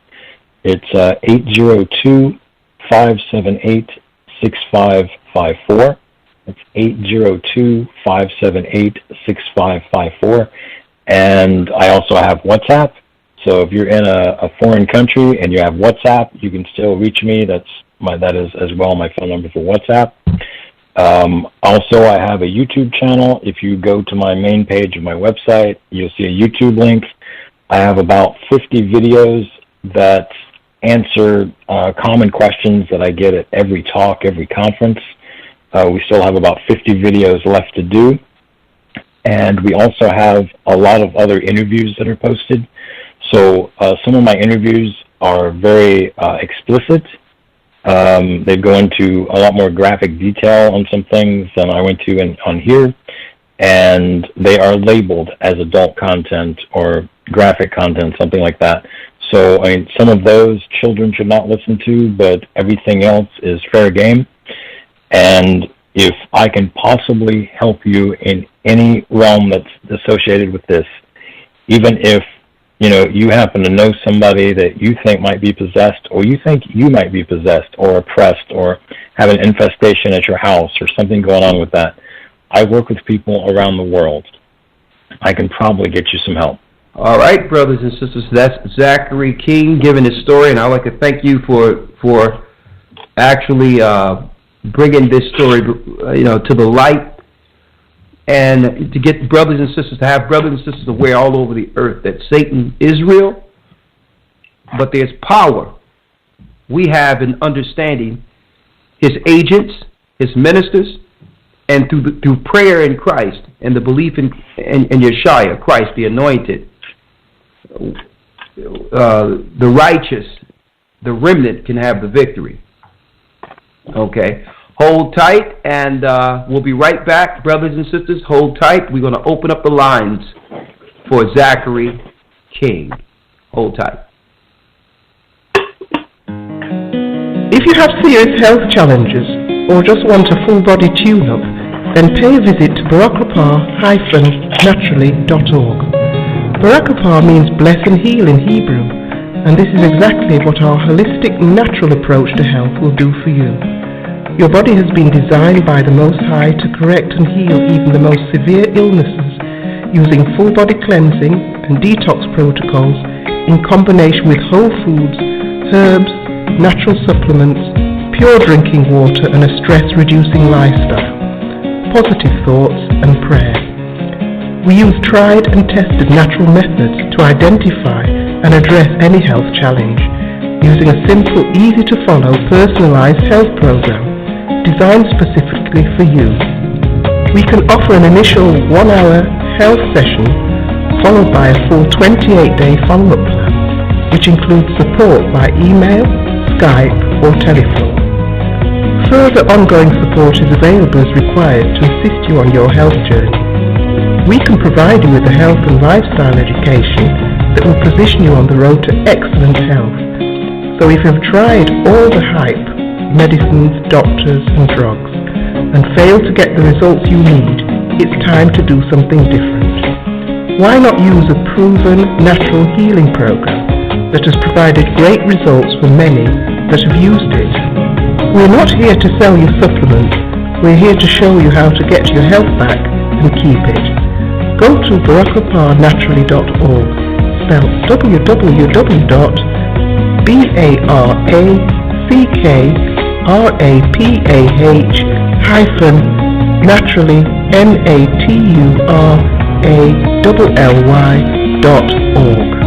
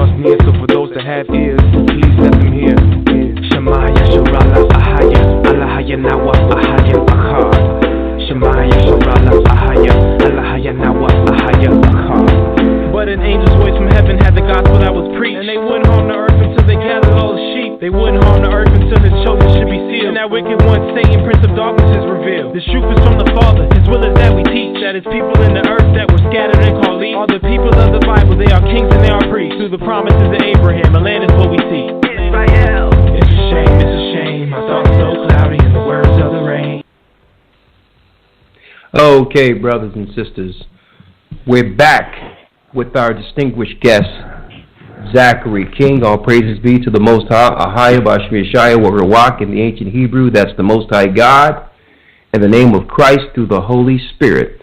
We're here with Zachary King, giving us his testimony, his experience, and also he's warning the world that, especially children out there, not to take that same path down unrighteousness, down the path of unrighteousness, to stand up and choose the right side of this, which is Christ. Now, I wanted to mention this real quick, brothers and sisters, that our academy will start December 25th. Okay, we're not dealing with Nimrod's Day. We're not dealing with Christmas. Okay, we're dealing with our normal day where we'll begin our academy, and of course, a lot of good information is coming out. We have 6 new lessons. We're actually going to go into the secrets of the time and other new lessons this coming academy. Please, don't try to rush in the last moment. We have administrators working around the clock. please, if you want to, be a part of this, send an email to gatheringas1, the number 1 at AOL.com. We'll let you know exactly how to enroll. Or go to gatheringofchrist.org and hit the tab, the Bible Academy, okay? And we'll be more than glad to welcome you this December 25th. This academy has been the best we've had so far. It's a 3-month program, and what we're going to do, we're going to run concurrent with this 3 months, also a leadership program that Elder Zion Nash will actually teach to get brothers and sisters ready to lead, to stand in this day with Christ, with the true understanding of the Bible. And of course, we have our distinguished guest, Mr. Zachary King. We were speaking and talking about his experience of growing up, being initiated into a coven, operating with Satanists unbeknownst within his town, dealing with what you would call extra spiritual phenomenons outside of our realm, making a pact with Satan only to walk away with no fear to serve Christ, okay? And I wanted to mention this according to the Bible. This is why so many of these Satanists and this world is against the Bible, because the Bible, especially the Old Testament, exposes this behavior. And Satan came to destroy, to take this understanding from you and make you believe that Christ was against the laws that were written in the Old Testament. Okay, that was a satanic device. Keep in mind, Satan came to, Satan himself came to destroy and to divide and make you believe that Christ was entirely different than the Most High God of the Old Testament when he was fulfilling what was written of him in the Old Testament and confirming his power that's written in the Old Testament. Even in the Old Testament it reads, and this is why Satanists and atheists and Darwinists are against the Bible and say that the Bible is just a history. It's not even a history book. It's just a book written by man trying to downplay its power. Brothers and sisters, this Bible is like a cross to vampires. Okay, it's Satan's cross. It's Satanist cross to vampires. You can believe that. You use this Bible, you can tear down Satan himself. Exodus 22:18 reads, "Thou shalt not suffer a witch to live." So, of course, witches would get in authority and say that, guess what? The Bible is just a book. It's just a book written by man. Why? Because it exposes witches. It tells you that witches shouldn't live. Now, of course, through Christ, like any other Satanist, or if you dove into the occult, you can repent and come back to the Most High. But if you die a witch, you will go to hell, according to the Bible. Deuteronomy 18:10 on down reads, these laws were given to the children of Israel, God's people. "There shall not be found among you anyone that maketh his son or his daughter to pass through the fire, or that useth divination, or an observer of times, or an enchanter, or a witch." So the Bible is letting us know that we shouldn't sacrifice our children to these gods. Now, of course, we have a witness today of a young man who was a young man, Mr. Zachary, who went through this, and as a young child, they're looking and aiming their imposition, their program against the children. We must protect them and make them aware that Satanists exist, that they cannot celebrate Halloween. They must get away from all things pagan and come back and follow the right way, follow the laws of God, follow Christ's path.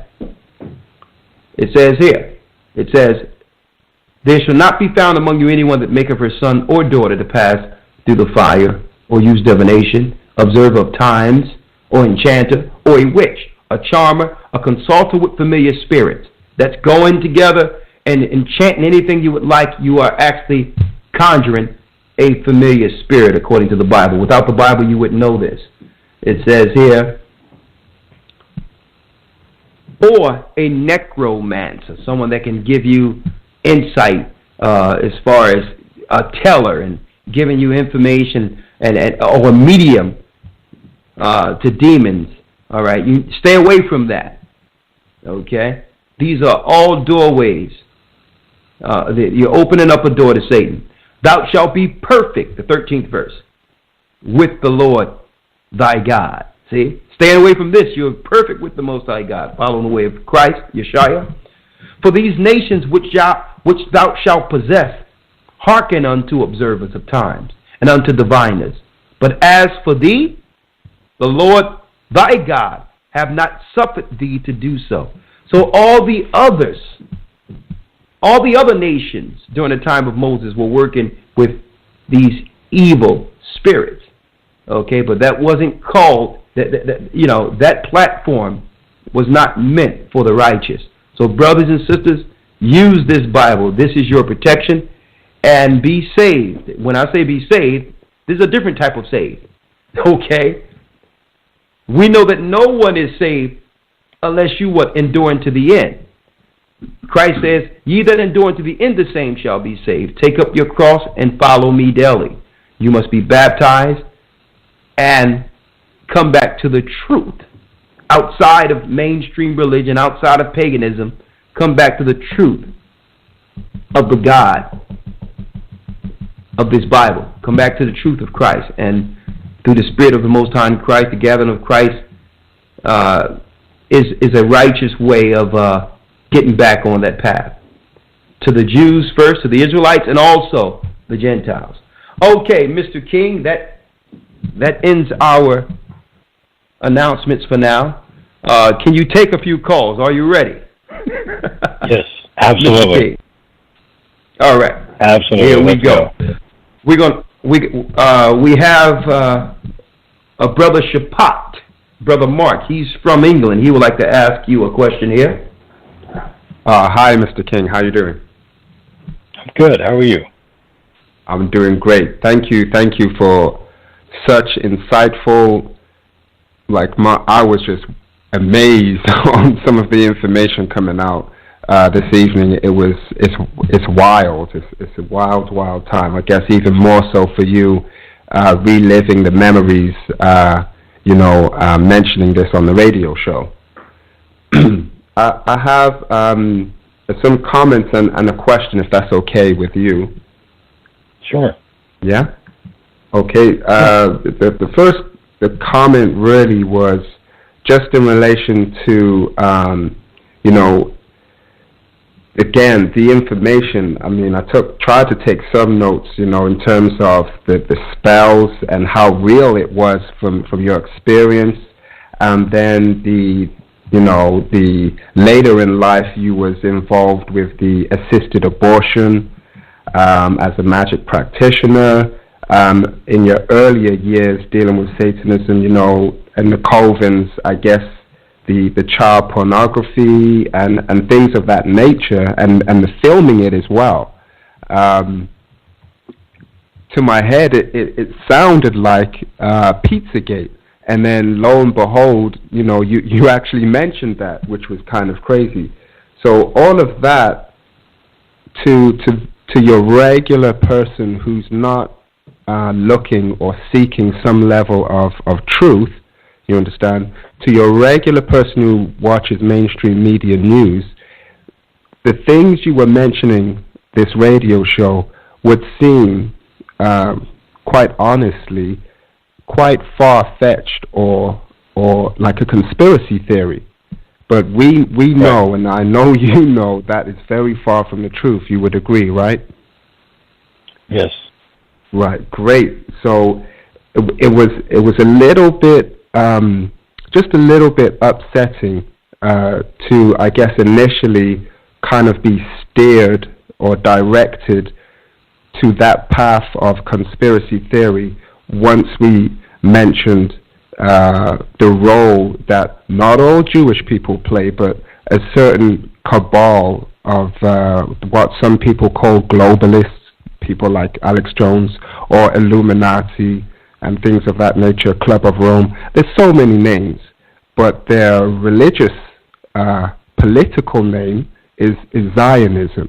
That was just a comment I wanted to say, that on one hand, the wealth of information you presented, which I don't dispute that that's fact and real. Some could look at that as a conspiracy theory.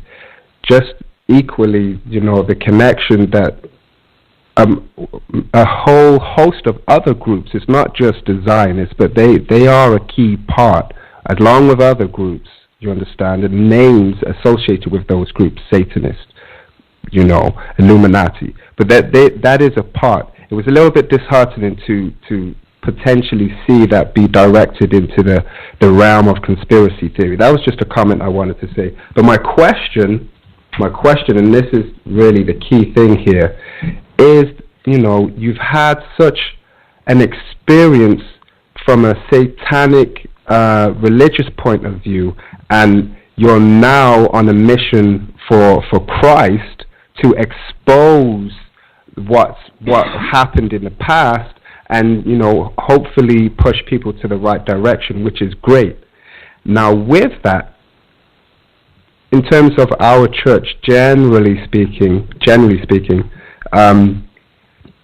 and especially as Elder Rakar mentioned, we have an academy, and one of the lessons is showing that, it's more so, once you really understand, it's not necessarily people in Islam that you really need to worry about dealing with that real battle, the spiritual battle. It's not necessarily those, because they don't even deal with Christ. There's a scripture that says, Matthew 24 and verse 5, for many, this is Christ in response to his disciples asking him, we know Christ, there's a spiritual warfare, we know this, how do we know to battle, and what's going to be the signs of your return? First response Christ gives, not wars, not the Satanic temple, not Islam, not Pizzagate, none of these things. The first thing, many, take heed no man shall deceive you, and many shall come in my name, saying I am Christ, and shall deceive many.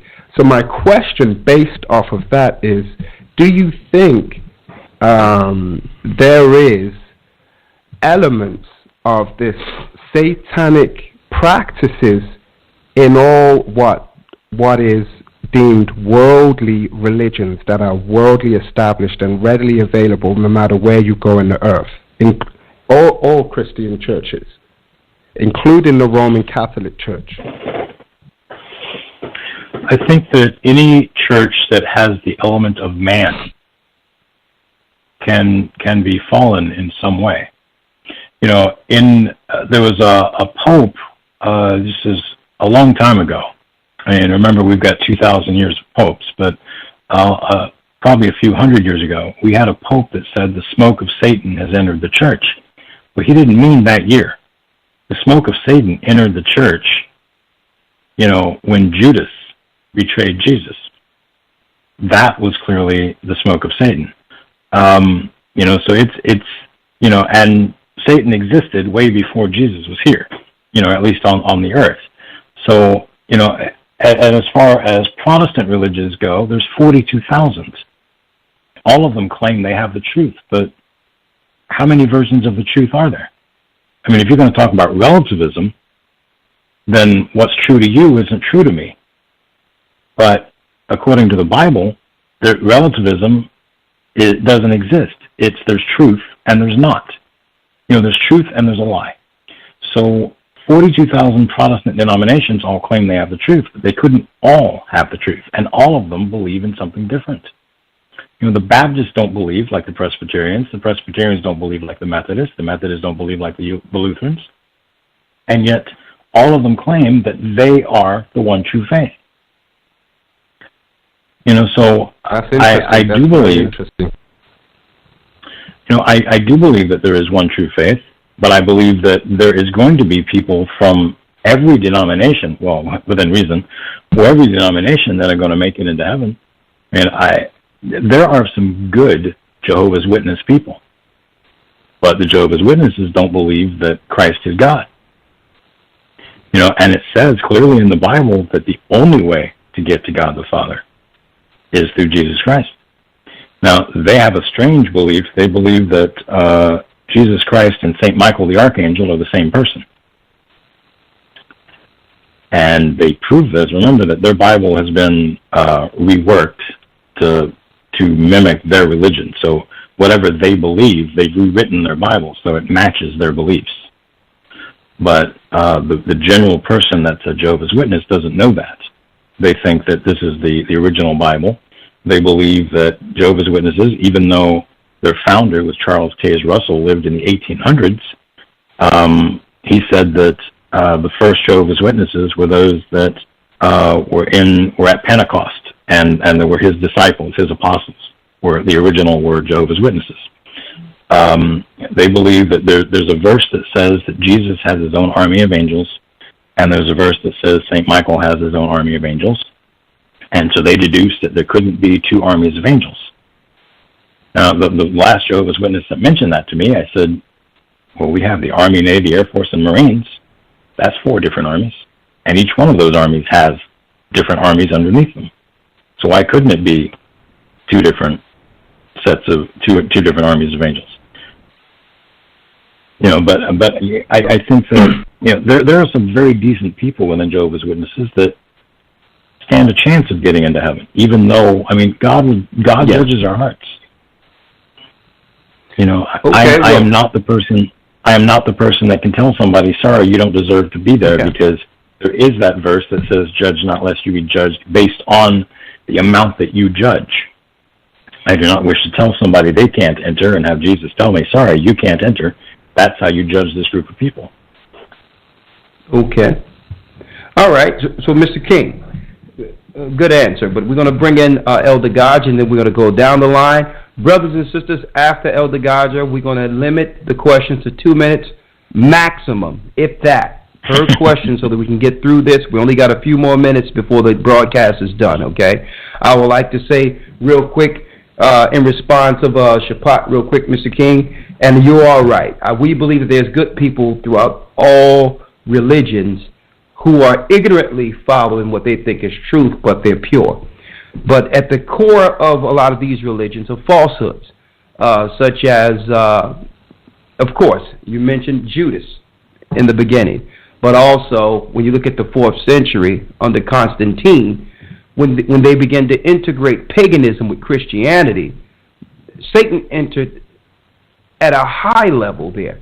So when Christ says, many shall come in my name, he was saying in the future that many are going to be calling themselves Christians, not Muslims. That many is institutionalized religion that would deceive the people into believing that this is the Church of Christ. So Christ didn't give us December 25th as his birthday or Sunday worship. Now, we can get into many debates going forward, but I think what Shapat was mentioning is that a lot of these churches that we think are Christ are rooted, their foundation is rooted in anti-Christian beliefs and understandings that predates Christ, like the Babylonian temples.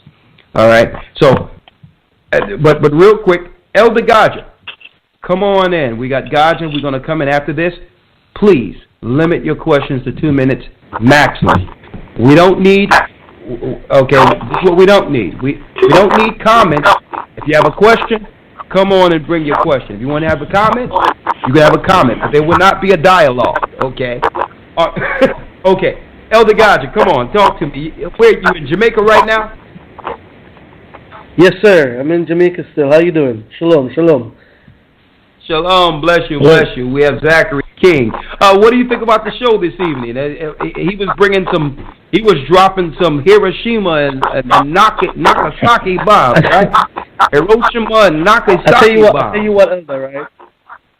Yeah. Tell you what, I actually was listening to the show I was on the road on the car till I got into the house, and I'm thinking that we need to do a part 2 because there is so much information there coming out that we actually needed to zone in on a couple of them and expound. You with me? Yeah. One of the things that good evening, Mr. King. Good evening. Thank you for coming on and blessing us with the information and the testimony. One of the things I had heard in the earlier part of the conversation was when you were referring to 2 types of Satanists. One being the atheist Satanist, which is like an oxymoron, and the other referring to the ones who actually believe in a religion, Satanism. Am I correct in saying that? You are correct.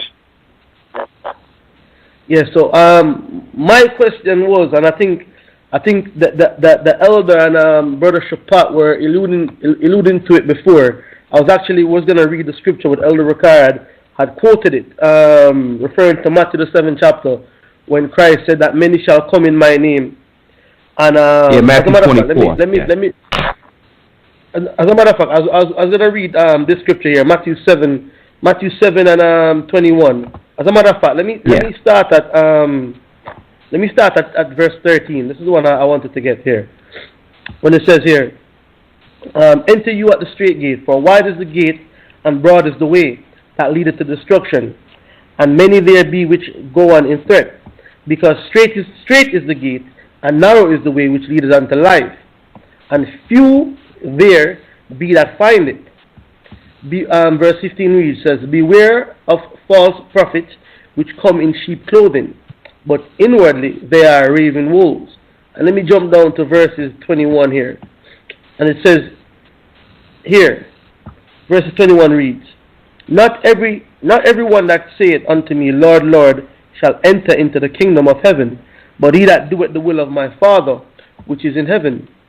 Verses 22, many will say in that day, Lord, Lord, have we not prophesied in thy name? And in thy name have we cast out devils? And in thy name done many wonderful works? And then I will profess unto them, I never knew you. Depart from me, ye that work iniquity. Now, the question I was gonna ask in as it relates to that, when you said that you were being initiated into a coven, I'm assuming that was a church that was set up as a mainstream church. Am I correct? No, it was a satanic coven. It was blatantly a satanic coven. That was its function. I understand that the works that they were doing were satanic, and you found that out as you were in it. But I mean to the public, how were they presenting this to the public? Because if people knew openly that that's Satanism, I don't think they would actually run into it. What was the guys that they were using, the cloak in where they could trick people to come and leave their children there to be babysitted and so on and so forth? In the first coven that I belonged to, it was kind of a youth center. It was a place you could come and get counseling, you could come and get food, you could come and get babysat, you could come and watch movies, listen to music. You could get tutoring for school. It was a quote-unquote cool place to go. Parents could drop off their kids and go to work, or kids could go there and not have to worry about, being home alone. My second coven wasn't anything like that. My second coven was more adult-oriented, and everybody knew what it was. Well, that's why I was saying to you that I was using the comparison of what you said earlier. That there's two types of Satanists. The one that is the atheistic Satanist, and the other which is straight out in the religion. So it sounds to me that the one that you were a part of at 12 years old, that you were initiating into, was a normal youth center operating within society, but really Satanism at its core. So I think that that would fall under the guise of atheistic Satanism. Sorry, atheist Satanism, where what they're doing there is more covert, more than the others, or is that the one that's more open? Well, they were the second one was definitely more open, and the first one was very covert. We used to have we had members of my Baptist church who were also members of my Satanic Coven, and they would take us away sometimes during the summer for like the weekend, and they would tell our parents, we're going to a Baptist retreat up in North or South Carolina, and we're going to be there for a few days. And the reality is that we would go, sometimes we'd stay in the state of Florida and go shoot pornography, and then come back after 3 or 4 days, and my parents would just think that I'd been in a retreat. So let me ask you this, Mr. King. what are the signs, like today, right now, in our modern society right now, right, in 2016, that I could look for, seeing, a youth center set up in my community, wherever I am living right now, and identify that, you know what, I need to be as far away from that place as possible. What are the signs that they push out there for me to find that, so I don't drop my daughters off there swimming. I don't want my children playing with the children that go there, things like that. What are the things I should look for? You will know them by their fruits. I mean, if my parents would have looked into some of these people, and I believed, even as being a child, I could pick up on stuff where I would think, why do my parents trust these people when they don't adhere to, like in the Baptist church, you can't drink or dance. But at this place, they had alcohol, and they listened to music, and the children danced, and the adults danced, and it was a regular thing. I mean, you have to look at, a lot of what Satan does is that he breaks down your core values and gets you to accept things. That's why we have 57 million dead babies from 1973 to now, is that he has gotten people to accept that you're not killing a baby, you're scraping some tissue out of a woman, and it's no big deal, it's just some skin cells. People that are anti-alcohol, if their religion is anti-alcohol, they get you to accept drinking. They get you to slowly deteriorate what your core belief system is. So you need to look at what the behavior, if what's going on there, and ask yourself, don't ask yourself, is this okay? Like, could I accept this? That's not what you need to ask yourself. You need to ask yourself, would God be okay with this? Because many times, if you look at would God be okay with it, the answer is no. And then when you start looking at what God would not be okay with, you start noticing a bunch of things God would not be okay with, and you realize this isn't where I want to put my child. That's true. I mean, why I'd ask the question like that is more so to say, if anybody runs into this broadcast, right? I mean, I'm very, and the listeners here, part of the church, we're very versed as to what's lawful and what isn't, right? But why I'm saying this, because it seems to me that these organizations are operating basically in plain sight, all right, and until one goes into it, one really does not know what's going on behind the doors. So and I'm sure that if your parents knew that you were smoking cigarettes every day and dealing with alcohol and surely pornography, I'm 100% sure that they would have removed you out of that, and there would have been a lawsuit or something going on. But I'm more looking at okay then. What are the? Is there any symbolism? Is there any dress code? Any secret handshake that go on at the front that you can see that people who are within the occult or occultic would see and recognize it and go, okay, that right there is somewhere I can go. Like, for example, I remember we had an interview a couple of years ago on this very radio station with another ex-Satanist by the name of I think it was Bill Schnoebelen. Are you familiar with him? No. Well, Bill Schnoebelen said to us on the radio that there were certain places in the world that they would tell them to go to if something ever happened to them whilst in that something bad and they needed help. One of the places that they were told to go to was the Church of Mormons that he had put out on here. You can actually go back and archive that show and listen to it. I think we did it about 4 years ago, right here on this same platform.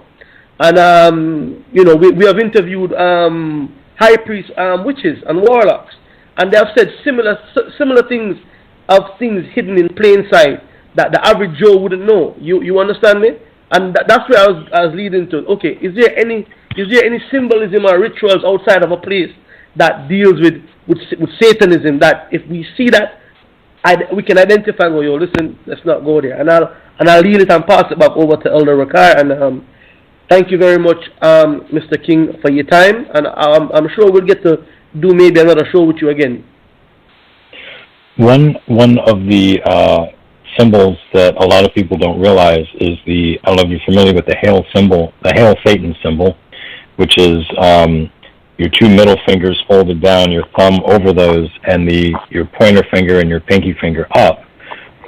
Seeing that on a poster or on a sign drawn on something is a symbol that there's Satanists nearby, or that is a safe place for Satanists to go. A large heart, a drawing of a large heart with a smaller heart inside of it, is a pedophile symbol. They're actually in America. There's an ice cream company that has that same symbol. I don't know if they are intentionally telling people that, or if they just don't know. But I think it might be Good Humor ice cream. But the large heart with the small heart inside of it is pedophilia for girls, I believe. And then there's another symbol of it's a rainbow butterfly, and a rainbow butterfly is child pornography for males. And these things, sometimes you'll be just driving by someplace, and when you normally see it, you don't think anything of it. But now that I've pointed it out, you need to look for these things. Yes. Also the way that when you pick your child up, if she says something or he says something, pay attention, because kids will say stuff to you and expect you to know exactly what they're saying, even though we may not have any clue what they're saying. They're going to put it in the language that they know to say, not necessarily in the language that we know. And sometimes they're telling us exactly what's happening. They're telling us what they're seeing. And if you don't realize that, this is what they're saying, you could be missing out and taking your child someplace that you shouldn't take them. Hey, Zachary, we're about to open it up for more of the calls. Only 1 minute per call now. Zachary, it's interesting that you've made that correlation with that heart. Hold on, Gocc. With that heart in a heart symbolism. I don't know if you know about this. Jane Seymour has a new heart collection where it's a little heart in a big heart. And it's being rolled out for this so-called Christmas. Would that be an example of pedophilia, or the symbolism of pedophilia in plain sight without people even understanding what that is communicating? Yes, but it doesn't mean that she's a pedophile. It could just mean that she likes the symbol and doesn't know what it means. Or someone could have presented it to her and said, why don't you promote this? And she's agreed to it, not realizing what she's doing. Well, that would be, we would hope that she don't know what she's doing. But it's deep that you mentioned that, and I'm noticing how that's being promoted on all these jewelry stations and all these commercials for jewelry during the same time as Pizzagate and everything else. I don't know. Maybe it's just a coincidence, but it's just something I want to put out there, because I didn't know until you just mentioned that a heart within a heart is a symbol for pedophilia. These are the things we're talking about. A lot of people need to know that this exists, even if it's worn by someone ignorantly or innocently. Someone can look at that and be like, well, I don't know. Maybe they don't know what it is, but I'm going to really keep my eye on this particular person, right? So, all right. So these are the things we're talking about: making it aware, having us know how they're working in the dark against us, what they wear, what is the symbolism, and that's good. All right. Okay, brothers and sisters, we're limiting this, to about a minute and a half max per question. Shoot right now. Please be very efficient with your questions. We have our distinguished guest on the line right now, Mr. Zachary King. Okay, all right. Oh, yeah, and you was mentioning, someone just got a message here, that your mother is Puerto Rican, and your father, I would take it, he's white. He was Czechoslovakian and Choctaw Indian. Okay, yeah, all right. 316 area code. All right, come on now. You hear Gathering of Christ, GOCC Radio. We have the 316 area code. You have 1 minute. Talk to us.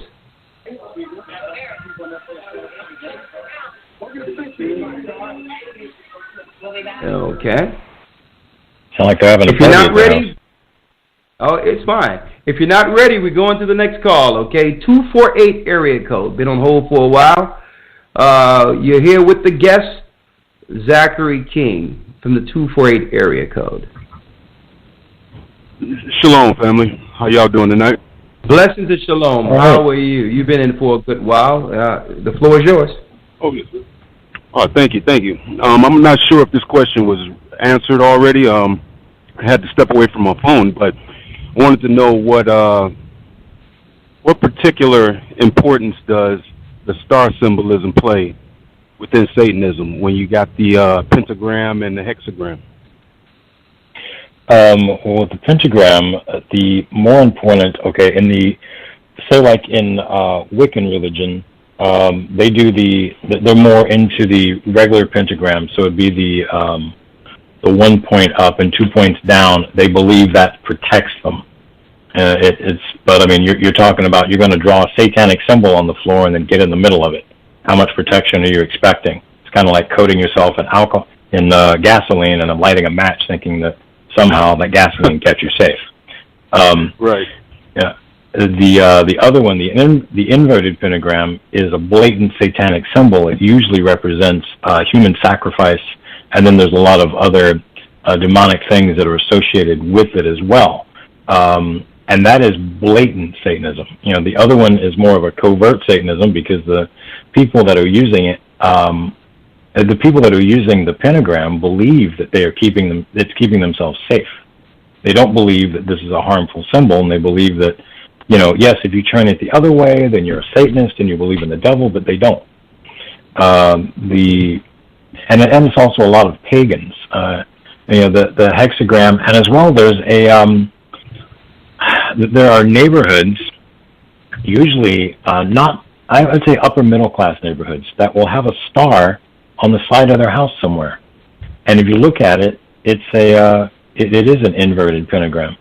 But it doesn't look like it because it looks like something you just bought at Home Depot and put it up on the side of your wall.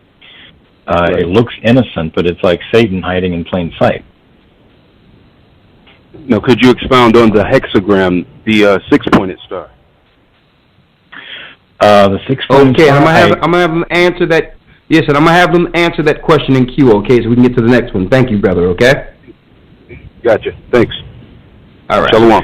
Okay, you was Go ahead.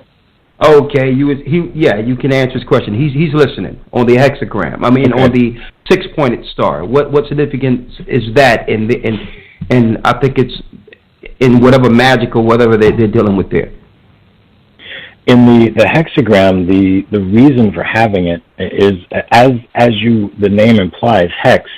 The hex is the strongest magical spell that a Satanist has. When you're using the hexagram, you're generally used with a pentagram. An inverted pentagram will be used with it.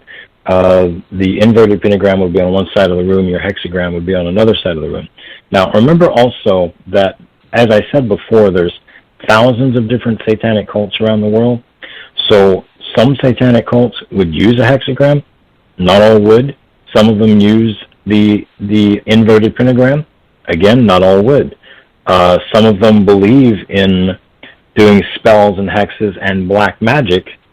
Not all do. There are satanic cults out there that just do sex magic. That's all they do. So just because, you see something and this is used in satanic cults, doesn't mean that they all believe the same thing. Even within a satanic coven, that they do a particular type of magic, everybody in there believes something different. It's just like if you talk to 10 members of a Baptist church, they're all going to believe the Bible somewhat differently. Not everybody's going to believe everything the same. Okay. Well, that's some good points, Mr. King. We only got a few minutes before the show ends, so please make your questions brief. We only got a few moments. Shapat, Mark, you said, I guess you had an added question to what you said earlier, but just make that quick. You can give it to me. Yeah. All right. Yeah. Quick question in response to the many denominations in Christianity, which there are, and they are so-called, what's the word, Protestant. They protest against the Catholic Church. My question was in response to all these denominations protesting against the Catholic Church, and the idea, I suppose, of the fact that there's so many denominations, therefore how can they be correct? With that notion, what do you think about the denomination of the Roman Catholic Church called the Society of Jesus or the Jesuits? What's your take on the Jesuits? There are a lot of bad Jesuits. That's true. But there are also, in every religion, there are bad apples. Is the Jesuit organization bad? I couldn't judge that. I know that, yes, there are bad, just like every barrel of apples has some rotten ones. But that's every single religion has rotten apples in it. So, whether the entire organization is bad, that I can't say, because I've known some Jesuits that didn't seem like bad people. But just like, you can go the opposite way with Islam, that there are horrible Islamic people, and then there are good Islamic people. And I can't judge the entire religion. I mean, obviously, they don't believe in Jesus, so, they've got major dings against them, but, not everybody that's Islamic is bad. And it'd be wrong of us to lump all of them into the same bad category. Okay, that's a fair assessment, I suppose. Did you ever look at maybe the oath that the Jesuits actually take in order for them to be Jesuits? No. Okay, all right. Well, that's something that probably we need to look into, right? All right, let's get... Yeah, I can go look at that when we're done. Okay, that'd be great. We have someone from the 610 area code. Okay, we have Mr. Zachary King on the line, and would you like to ask a question? Everything was 600. Okay, I don't know what's going on there. All right. All right. Okay, 502 area code. We have Mr. Zachary King. Okay, how are you? You're on the air. Okay, they dropped. All right, coming quick. All right. Okay. You're live on the Blog Talk Radio. We live with Zachary King. Do you have a question? I guess not. All right. 954 area code. All right. All right. Okay, do me a favor and make sure you're not listening. I'm having feedback. If you're listening to the radio when I bring you in, I'm going to have to put you on hold, okay? We can't feedback. It's interrupting the broadcast. Do not have it, have your broadcast going live while listening. 267 area code. Use headphones, please. Turn your radio off. 267 area code. Do you have me? Yes. Yeah. Yes, I wanted to know what he thought about Kanye West, who's running around saying that he's under a spiritual attack these days, and got up there and did that major rant exposing the so-called quote-unquote satanic side. Kanye has been under some spiritual attack. Kanye's been under some spiritual attack for... Okay. Okay, go ahead, Mr. King. Kanye's been under some spiritual attack for some time because Kanye believes himself to be a god. He believes himself to be Satan's left-hand man. He has developed his own religion and has rewritten the Bible of sorts. So, Kanye is a little off the rails as far as his religion goes. And, if he's revealing secrets I would think that his life is probably in some kind of danger. But knowing Kanye as the person we know him as, he always seems to do something that makes it so that we're all talking about him all the time. So no matter what he does, no matter what crazy thing he does, whether it's jumping up in an awards show and telling somebody, your music sucks, Beyonce should have won, or, you know, telling somebody else, your video's stupid, and this is why I think so, you know, or this, I mean, he got his wish. We all think he's institutionalized somewhere, and for all we know, he's still living in his mansion, laughing, because here we are on a radio show that's got nothing to do with Kanye West, talking about Kanye West. You know, that is a good question, because there's out there, and that now this could be in the conspiratory realm, where they're talking about the Kardashians and their connection with dark magic and witchcraft and all that, but there's no proof of that. But we all know what's going on in the music business, all in all, especially if you said that you were a part of the Illuminati. So, like I said, we're going to have, listen, I'm going to tell you, you've been through so much, Mr. King, it seems as if, I mean, based on your experience, you can pick one, we can pull one of your year experiences out of the hat and make a 3-hour show on it. But, but I mean, man. Okay, we only have 90 seconds before we go into overtime. I'll tell you what, if you hang up, you will not be able to get in, but for the respect of the show, I'm going to keep the people in. Just stick with me a little bit, Mr. King. We're going to give about five or six more calls, and then we'll probably schedule another show in which we'll outline the show, because you have so many things, we'll be jumping all over the place. So, but man, what a spiritual packed show. Much information that's out there that would have our brothers and sisters aware of the devices that are operating within the earth, Satan's devices. And through Christ, we know now the truth, and the truth will make us free from Satan's impositions. We have a few more questions, and then we'll wish you all Godspeed. All right, here we go. If you hang up, you will not be able to get back in. 909 area code. Okay, you may have to listen to your answer in queue. Okay, 909. Talk to us.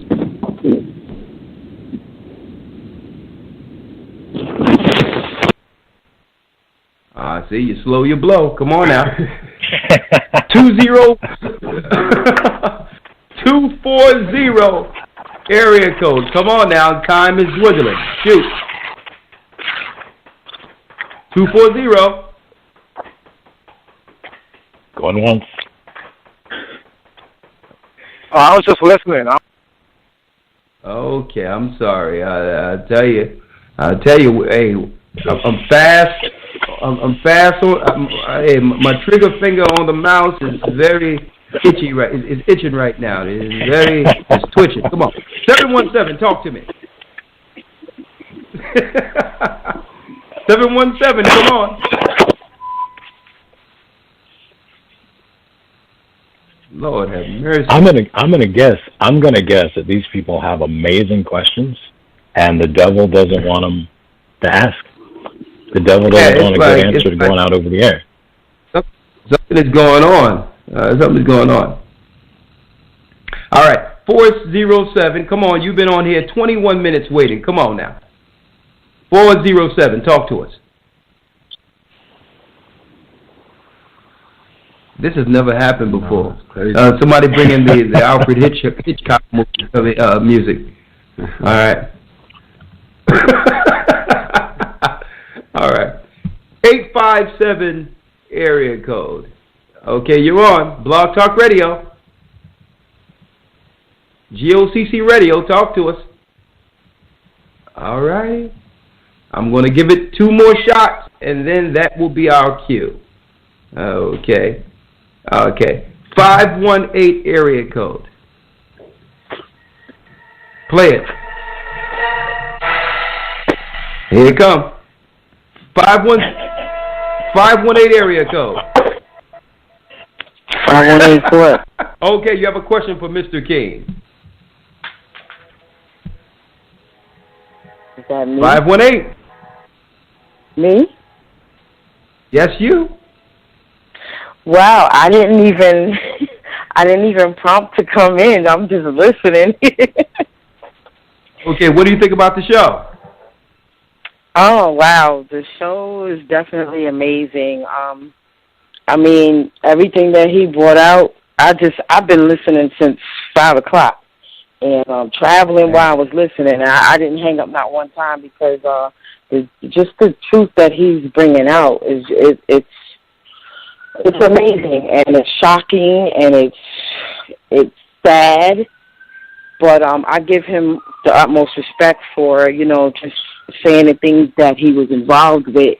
Praise the Most High, he's no longer involved in those things. But wow, it was a really good show, and I thank you. I thank everyone. I thank you all for having the show. And I'll tell you this. Let me have your name again. Moza from Albany. How are you doing, Sister Moza? I'll tell you this, and I thank Mr. King also personally and yourself for coming on and hearing. And let me tell you, a lot of us don't know that this exists, and you wouldn't believe how many times I muted my microphone as he was dealing with his testimony. Like, what? I can't believe this. Like, right. This don't happen. You understand? So the whole deal is, it's time. It's time for us to get more informed. I mean, I know myself. I'm going to sit back. And I study. I go into the Bible all the time. But I'm going to, right after this show, I'm going to listen to this back. I mean, you can't, because you can't make none of this up. What, Mr. King, you cannot make this up. It's like, what? What? Your parents doing what? Right. Where were they? What were they doing? Right. What were you doing? Where did you go? It's like, I'm like, and you one know more thing, Elder. I'm gonna take. Go ahead. And guess what? We need to make a video of this. Let me tell you, make an audio of this, make MP3s of this, burn it to CDs, and give it out to people who don't have computers. Let them hear what's really going on, man. Right. Go ahead. I'm hearing you. I truly believe what he's saying, because I've been doing research myself and coming across, the Pizzagate thing. One of the sisters in the group chat posted a video on Hillary, and there's this satanic priestess, I forgot her name. She has a picture with Jay-Z. She's really wicked, and just she does watching, the spirit cooking. Yes. I don't remember her name. It's a weird name, but I was just watching a video on that one of the sisters posted, and I had my mouth open the whole time. Like, it's just the codes that they use, and they're getting really crafty with, with their, how to deceive and, hide things from us. And it's just really scary. And I just pray that the Most High really protect these children, and people really watch their children and what they do, because it's really scary. Exactly. Thank you, sister. It seems as if they place themselves in the authoritative or in these positions of trust amongst our children. We can't be naive, and I thank you, Mr. King, immensely for your testimony. And hey, Gocc, are you back with us? And I have Gocc back there, and we have one more call, and then after that we'll end it. We'd like to thank you all for listening, and of course you can support the Blog Talk Radio Show, and if you have some help so that we can further this information and do this, we do accept help as far as donations are concerned. You can reach us at gatheringas1 at AOL.com, and also we have the Academy coming December 25th, so please get in while you can. Last call. And then we're going to give Mr. King, our distinguished guest, the last word. 646 area code. 646, New York. How are you?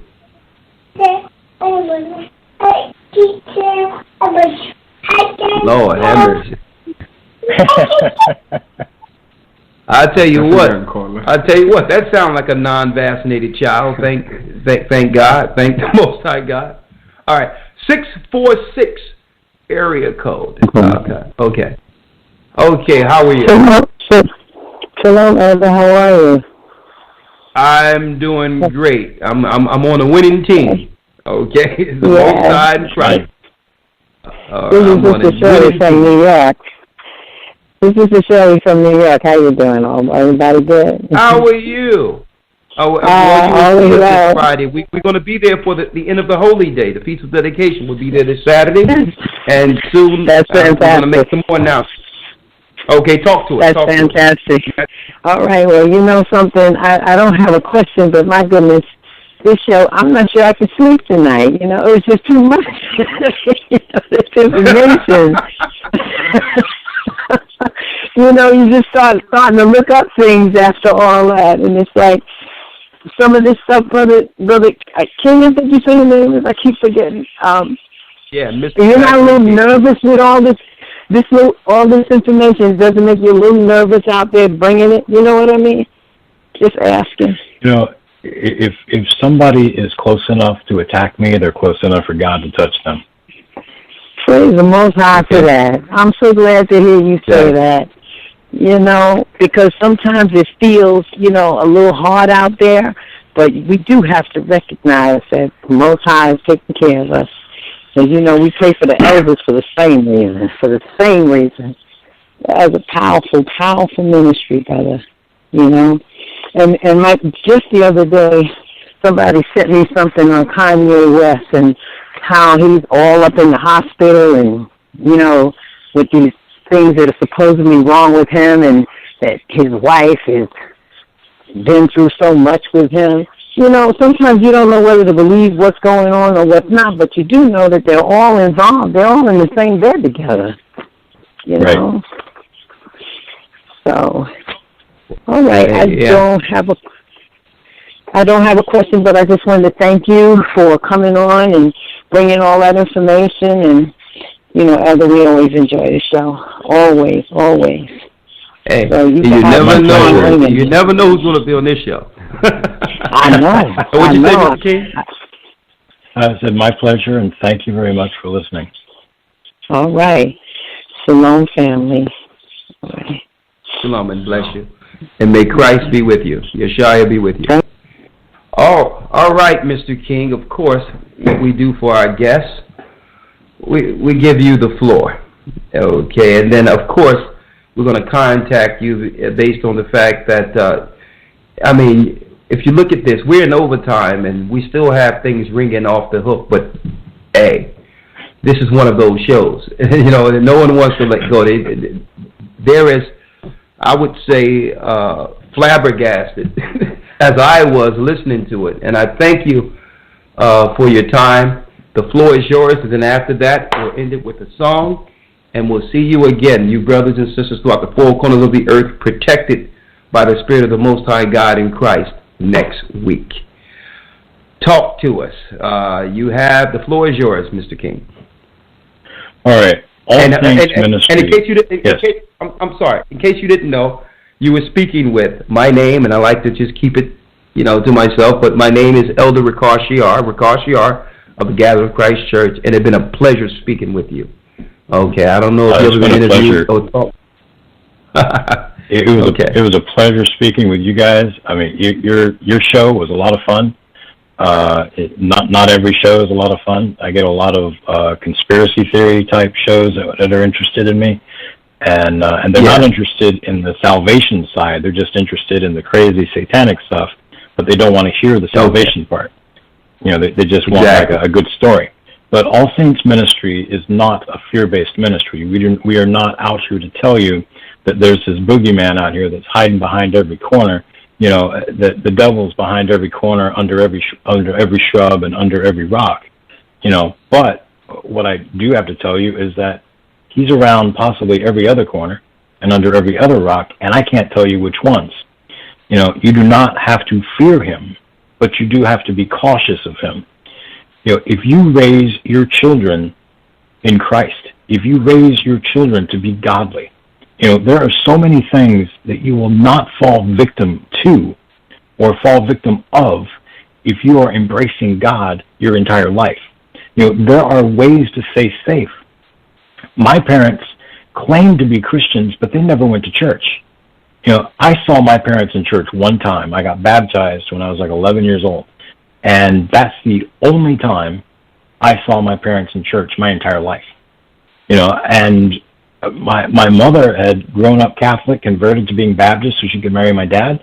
What that meant for her is that she went to church every day when she was Catholic, and when she converted, she never went again. You know, and there's so many people, adults, that, you know, you need to lead your children by example. You cannot tell them not to smoke and then you smoke a pack every day, because you're giving them permission to smoke. You can't tell your children, don't watch pornography, but you watch it, because that's permission for them. You can't tell them not to get drunk and you get drunk. And you cannot tell them you need to go to church and you stay home. That's not going to work. When you wonder why your children aren't in church, look at yourself. Are you in church? You got to raise them to love Christ. You got to raise them that these are good things.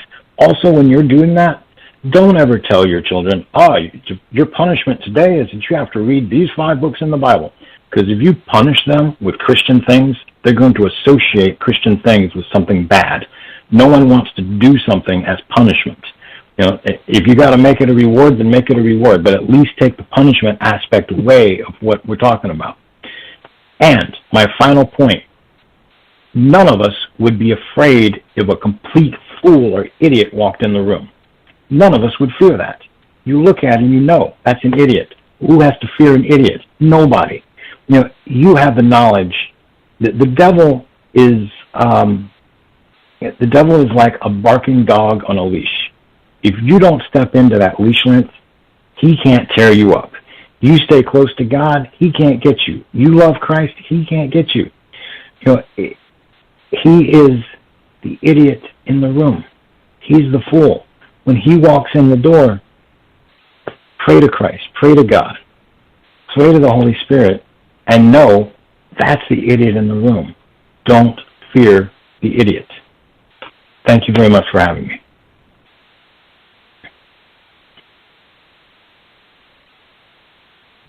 Well, thank you, Mr. King. We'll be reaching out with you very soon so that we can actually outline a complete show on certain aspects. There's so many things that you have to bring, but we touched on all parts today. But of course, if it would be, you know, if it's in your schedule, we would like to invite you back in probably a month or so. All right?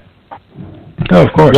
Well, bless you. Well, bless you, and may the Most High in Christ guide you going forward. Thank you. And brothers and sisters, we'll see you soon. You're welcome, my brother. Shalom. Praise the Most High. Amen. Have a good night. Have a good night. Jeremiah 44:10. They have not humbled themselves even unto this day, nor have they feared, nor walked in my law, nor in my statutes that I set before you and before your fathers. Therefore thus saith the Lord of hosts, the God of Israel, behold, I will set my face against you for evil, and to cut off all Judah. St. John chapter 13 and verse 20. Verily, verily, I say unto you, he that receiveth whomsoever I send receiveth me, and he that receiveth me receiveth him that sent me. I'm up. Dealing with my issues, same thing running through my head every day, the same old issues. Know that they won't listen. Every time I open my mouth, they say he's crazy and dismiss it. Help me, Father, I'm struggling. Lord, send me a messenger that'll help me out with my problem. Said I'm all alone with my issues now. Anybody know what I'm talking about? My issues, my issues, oh my issues, oh my issues, my issues, my issues, my issues, my issues. It ain't easy when you first wake up and everybody else still sleep. The same ones you was raised up with misunderstand you when they sleep. When that phone alone will ring, nobody knocking at that door. And they get back to you, he done lost his mind. What's wrong with him? I don't know. He just came up over my house. He was disrespectful and rude. Said my furniture was idolatry. You wouldn't take a plate of my food. Everything was about that Bible. He was difficult to speak to, telling us we ain't no Africans. He thinking we the Hebrews. knowing everything that's been our life. Talking bad about getting vaccinated. I hope the kids are alright. Used to keep up with his clothes.